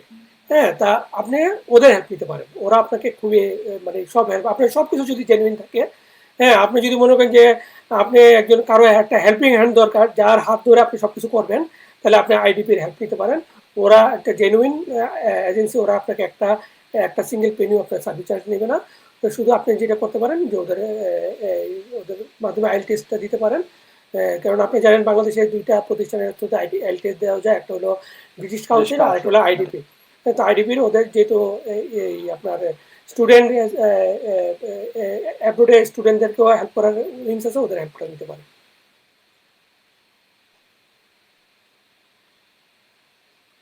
হ্যাঁ, করতে পারবেন আপনি। এইচএসসি এর এইচএস পর এর কি পর কলেজে আপনি ডিপ্লোমা? হ্যাঁ, পারবেন। 2 ইয়ার্স ডিপ্লোমার জন্য আপনি আসতে পারেন। সামারে টিউশন, সামারে টরন্টোতে গিয়ে কি করতে হ্যাঁ, পারবেন? অনেকেই করে যে ছোট ছোট শহরগুলোতে যারা আছে, তারা সামারের যাদের ব্রেক থাকে, ওরা কি করে বড় শহরে যায় কাজের জন্য, আবার সেপ্টেম্বরে আবার ব্যাক করে। সো আপনি চাইলে সামারে কাজের জন্য টরন্টোতে চাইতে পারেন। ও, এখানে একটা জিনিস জিজ্ঞেস করে নেই যে আমার এটা একটা ভালো কোশ্চেন আমার মনে করে দিচ্ছে। Transportation system. ট্রান্সপোর্টেশন সিস্টেম কি, যে তুমি যে ট্রান্সপোর্টেশন কলেজে থাকো, বেসিক্যালি বাস। ট্রান্সপোর্টেশন সিস্টেমটা কিরকম? এইখানে হচ্ছে কি কলেজ, ছোট শহর মিন্স আপনি যদি হাইটা যান তাহলে 20-25 মিনিট লাগবে, আর যদি বাসে যান 10 মিনিট লাগবে, সোজা কথা। আর আপনি সোজা যদি কথা। চান যে আপনি হাইটা হাইটা কিন্তু প্রবলেম হচ্ছে গিয়ে উইন্টারটা খুব ব্রাশ। সো উইন্টার অনেক হার্ড হয় এখানে। সো আপনি বাস সার্ভিস নেওয়াটাই ভালো, কারণ হচ্ছে সামার 2-3 মাস এখানে থাকে, তারপর হচ্ছে গিয়ে এখন তো ফল শুরু হয়ে গেছে, আস্তে আস্তে ঠান্ডা, তারপর বৃষ্টি থাকবে এখন।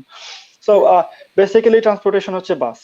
বাস। আপনি যদি বাস মিস কোনো করেন। কোনো স্টুডেন্টদের জন্য কোনো ফেসিলিটি আছে ফ্রি থাকে, যেমন এখানে টরন্টো হ্যাঁ, বা অনেকে এইখানে কিন্তু একটা দেয়, ডিসকাউন্ট দেয়, আবার সেমিস্টার কোনো পাস কোনো হবে। সিটিতে যেটা ফ্রি ফ্রি দেয় স্টুডেন্টদের জন্য। না, তোমাদের কি দেয়? এখানে এখানে হচ্ছে কি আপনি আসার পর 12 রাইডস ফ্রি দিবে কলেজ থেকে। আচ্ছা। আপনি প্রথম আসার পর আপনার তো সেটেল হইতে হবে, হুম, কলেজ থেকে 12 রাইডস দেওয়া হয়, বলতে আচ্ছা। বাসে 12টা রাইড নেওয়া যাবে। হুম, আর বেসিক্যালি স্টুডেন্টদের জন্য ইয়া আছে, 4 মাসের জন্য একটা বাস পাস আছে, এটা হুম, সেমিস্টার পাস বলে ওরা। হুম, বেসিক্যালি যদি আপনি কিনেন, এখানে হচ্ছে গিয়ে সর্বোচ্চ 1 মাসের জন্য আপনি কিনতে পারবেন, যদি আপনি স্টুডেন্ট না হন। আপনি যদি অ্যাডাল্ট হন তাহলে ওইটা হচ্ছে গিয়ে $68। আপনি হুম, যদি 4 মাসের একটা সেমিস্টার পাস কিনেন তাহলে আপনার খরচ হবে হচ্ছে গিয়ে $186। সেটাতে তো আপনি প্রতি মাসে $20-25 সেভ করতে পারতেছেন, সেটা স্টুডেন্টের জন্য ভালো। আমি বেসিক্যালি এটাই ইয়ে করি। আচ্ছা। তো কাজী স্যার নিশ্চয়ই আমাকে বলছে which one is preferable and perspective for a graduate amount IT program cloud computing service. Artificial which one intelligence. You prefer? আমাকে জিজ্ঞেস করছে, যেহেতু আমি যেহেতু আইটিতে আছে, ওরা জানে যে আমি আইটির লোক, এই জন্য উনি জিজ্ঞেস করছেন এই প্রোগ্রাম। তাই যেটা ক্লাউড কম্পিউটিং খুব ভালো প্রসপেক্ট, আপনি এটাও চিন্তা করতে পারেন। আর্টিফিশিয়াল ইন্টেলিজেন্স, এআই, এটাও করেন, তবে এটার খুব প্রসপেক্ট আমি বলবো না যে ক্লাউড কম্পিউটিং এর সঙ্গে এটা কম্পেয়ার করতে পারবেন। এটার জব মার্কেট আছে, তবে খুব এটা বেশি একটা পাবেন না। আর সাইবার সিকিউরিটির খুব ভালো ভালো সাবজেক্ট, আপনি সেটাও করতে পারেন, এটারও খুব ভালো ডিমান্ড এখানে। ওয়্যারলেস নেটওয়ার্কিংয়েরও ভালো ডিমান্ড। এমবেডেড সিস্টেম ডেভেলপমেন্ট, এটাও ভালো ডিমান্ড। তা আমি বলবো যে আমি যেগুলোর কথা বললাম, এআই আর এমএল ছাড়া বাকিগুলোর কথা আপনি চিন্তা করতে পারেন। Which one? কানাডা ইউনিভার্সিটি কলেজগুলো কখন স্টার্ট কলেজ তো হবে? চলতেছে ভাই, চলতেছে। চলতেছে, তবে নর্মালি যেটা অনলাইন, অনলাইন। না না। আমাদের সাথে অনেক ফ্রেন্ড আছে, ওদের হচ্ছে গিয়ে ছোট ভাই বা ইয়া, বা আমারই অনেক একটা ফ্রেন্ড আছে, ওর হচ্ছে গিয়ে ইন্ডিয়া, পাঞ্জাব। ওরা কি করছে, অ্যাপ্লাই করছিল ইয়া এই এই সেমিস্টারের জন্য, যেটা চলতেছে এখন। ওরা ইন্ডিয়া থেকে ক্লাস করতেছে অনলাইনে, এখন চলতেছে। তারপর হচ্ছে গিয়ে কি, এখন আস্তে আস্তে ফ্লাইট গুলা ইয়ে হবে। সো নেক্সট নেক্সট তার কি সেমিস্টারও ভিসা ইয়া পাইছে হবে। ওখানে অনলাইন? হ্যাঁ, ভিসা বলতে ভিসা সবকিছুই আছে, কিন্তু ইয়া করতে পারতেছে না, সেজন্য অনলাইনে জয়েন করতেছে। অনলাইনে এগুলো উঠতেছে, আচ্ছা। তো কিন্তু এখন যেটা কিন্তু উনি এটা যেটা থেকে কোয়েশ্চেন করছে, আহ, উনি যেটা উনি কোয়েশ্চেন যেটা করছে কখন স্টার্ট হবে, নেক্সট সেমিস্টার যে ফল সেমিস্টারটা, না, ইয়া, নেক্সট যে সেমিস্টার সেপ্টেম্বর থেকে যেটা শুরু হবে, সেইটাও অনলাইনে হবে। তারপর জানুয়ারি থেকে ওরা প্ল্যান করতেছে যে ফিজিক্যালি অন ক্যাম্পাস।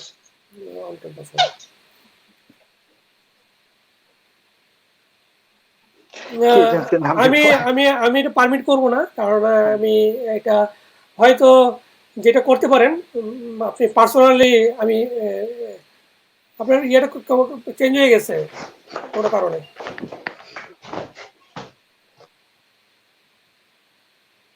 সম্ভবত না ফোন আসছে।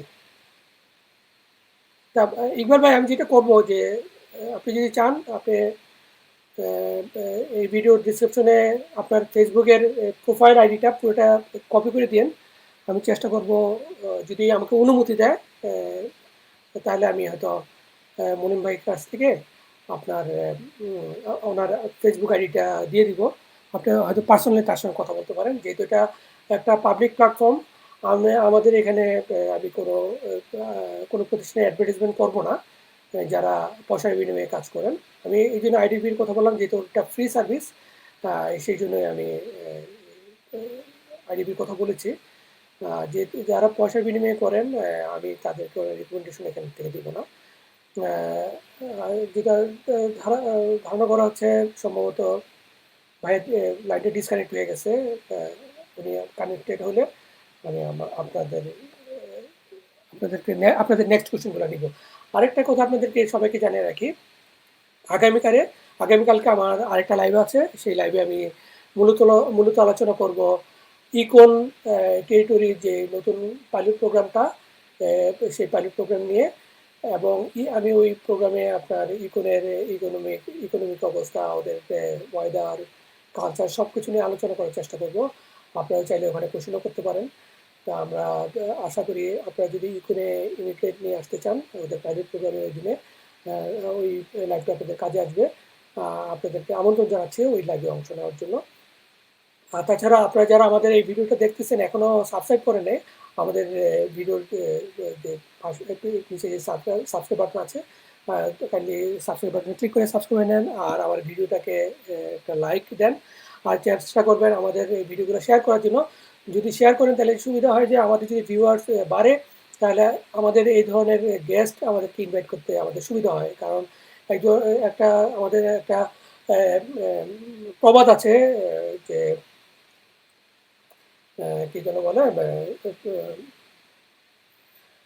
তেলে তেলে মাথায় ধালো তেল, হ্যাঁ, বেলু মাথায় ভাগো বেল।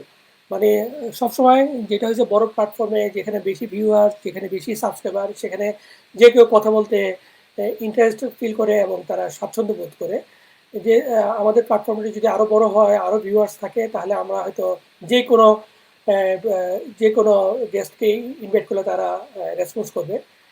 তো তবে আপনাদেরকে রিকোয়েস্ট করব বেশি বেশি করে আমাদের ভিডিওগুলোকে শেয়ার করার জন্য, বেশি বেশি করে ভিডিও দেখার জন্য। তাহলে আমাদের চ্যানেলটা যদি গ্রো করে তাহলে আমাদের সুবিধা হয়। তা আমার যেটা মনে হয় সম্ভবত আমি যেটা ফিল করতেছি, হয়তো ভাইয়ের চার্জ চার্জ চলে গেছে। তা আমি যেহেতু চার্জ চলে গেছে, আমি এই লাইভটাকে আর কন্টিনিউ করব না, যেহেতু এটা টেকনিক্যাল এররে ওনাকে আমি কানেক্ট করতে পারতেছি না। তা আমাদের এই লাইভটাকে এখানে আমি শেষ করে দিব। তা ভিউয়ার্স, আপনারা যারা এই ভিডিওটা দেখলেন তাদেরকে অসংখ্য অসংখ্য ধন্যবাদ। বাংলাদেশে এখন কোভিড-19 সিচুয়েশন যেহেতু একটুখানি খারাপ। ও সরি, চলে আসছে মনিম ভাই। দেখি উনি কি বলেন। সরি, সরি মনিম ভাই, কি হয়েছিল প্রবলেম? আমি তো আমার প্রোগ্রামটাকে ফোনে চার্জ র্যাপ চলে আপ গেছিল। করতেছিলাম। হ্যাঁ, আমার ফোনে চার্জ চলে গেছিল, হ্যাঁ, আমি আমি সেটাই দুঃখিত। গেস করছি। আমি এটাই বলতেছিলাম যে হয়তো চার্জ চলে গেছে। তা আপনি কি আসলে কি আর কন্টিনিউ করতে পারবেন, নাকি আমি এখানে ক্লোজ করে দিব? সমস্যা নাই, যদি আপনার কোয়েশ্চেন থাকে তাহলে আমরা ই করি। কোশ্চেন তো অনেকে আছে। আমি আপনি যদি টায়ার্ড ফিল করেন তাহলে আমি আর নিব না। আমি অলরেডি র্যাপ আপ করতেছিলাম যে আচ্ছা, তাহলে আপনি রাপ করে নেন। করে ফেলে। আমি হ্যাঁ, তা দুঃখিত, আমার বলতে ফোন ইয়া হয়ে গেছিল। আচ্ছা, আচ্ছা। ঠিক আছে ভিউয়ার্স, যেটা বলতেছিলাম, আর মনির ভাইকে অনেক ধন্যবাদ। যদিও অনেক কোয়েশ্চেন এখানে জমা আছে, আমি আপনাদের নিয়ে রিকোয়েস্ট করব কোয়েশ্চেনগুলা আমাদের এই ভিডিওর কোয়েশ্চেন সেকশনে, মানে কমেন্ট সেকশনে করতে, তাহলে আমি পরে এগুলোর অ্যান্সার দিয়ে দিব। আর মনির ভাইকেও রিকোয়েস্ট করব মাঝে মাঝে ওনার এই ভিডিও কমেন্ট সেকশনে এসে যদি ওনারকে অ্যাড্রেস করা কোনো কোয়েশ্চেন থাকে ওগুলো অ্যান্সার দিয়ে দেওয়ার জন্য, যদি উনি খুব ব্যস্ত থাকেন। আমি আমি ভিউয়ার্সদের বলবো, যদি আমার কাছে কোনো কোয়েশ্চেন থাকে তাহলে আপনি যদি কমেন্টে ইয়া করেন, আমি গিয়ে রিপ্লাই দিয়ে দিব। আচ্ছা। আমি দুঃখিত, বলতে লাইভ ইন্টারাপ্ট করছি আমি, আমার ফোন না, না, ডেড না, হয়ে গেছিল। It's okay. আর বাংলাদেশে মনিম ভাই, আপনাকে অনেক ধন্যবাদ। আমি জানি আমাদের লাইভটা নিয়ে লাইভটাকে আমি রিস্কেডিউল করছি মনিম ভাইয়ের কারণে, কারণ মনিম ভাইয়ের একটা ইন্টারভিউ পড়ে গেছিলো এই টাইমে। ইভেন আমার কিন্তু একটা মিটিং চলতেছে, আমি কিন্তু লাইভের পাশাপাশি মিটিং করতেছি। হ্যাঁ, যে কারণে হয়তো আমার কনসেন্ট্রেশনটা খুব একটা ভালো ছিল না মনিম ভাইয়ের সঙ্গে, কারণ মাঝে মাঝে আমাকে টেক্সট করতে হচ্ছে আমার অফিসের বিভিন্ন কাজে। হ্যাঁ, আমি আসলে এমন টাইমে মিটিংটা স্টার্ট হয়ে গেছে যখন অলরেডি লাইভটা চলতেছে। হ্যাঁ, এবং আমি রিজার্ভেট করতে পারি নাই আমার এই ক্লায়েন্টদেরকে। তা সরি, তা আমি এখানেই শেষ করতেছি। আর ভিউয়ার্স, আপনারা যারা বাংলাদেশ থেকে দেখতেছেন তাদেরকে অনুরোধ থাকবে তারা আমাদের চ্যানেল সাবস্ক্রাইব করার জন্য, আর নিজেদের যত্ন নেবেন। যেহেতু এই কোভিড-19 এই সিচুয়েশনটা খুব ক্রিটিক্যাল পজিশনে আছে বাংলাদেশে এই মুহূর্তে। আর আপনারাও আমাদের জন্য দোয়া করবেন। ভালো থাকবেন। আল্লাহ হাফেজ। ধন্যবাদ সবাইকে।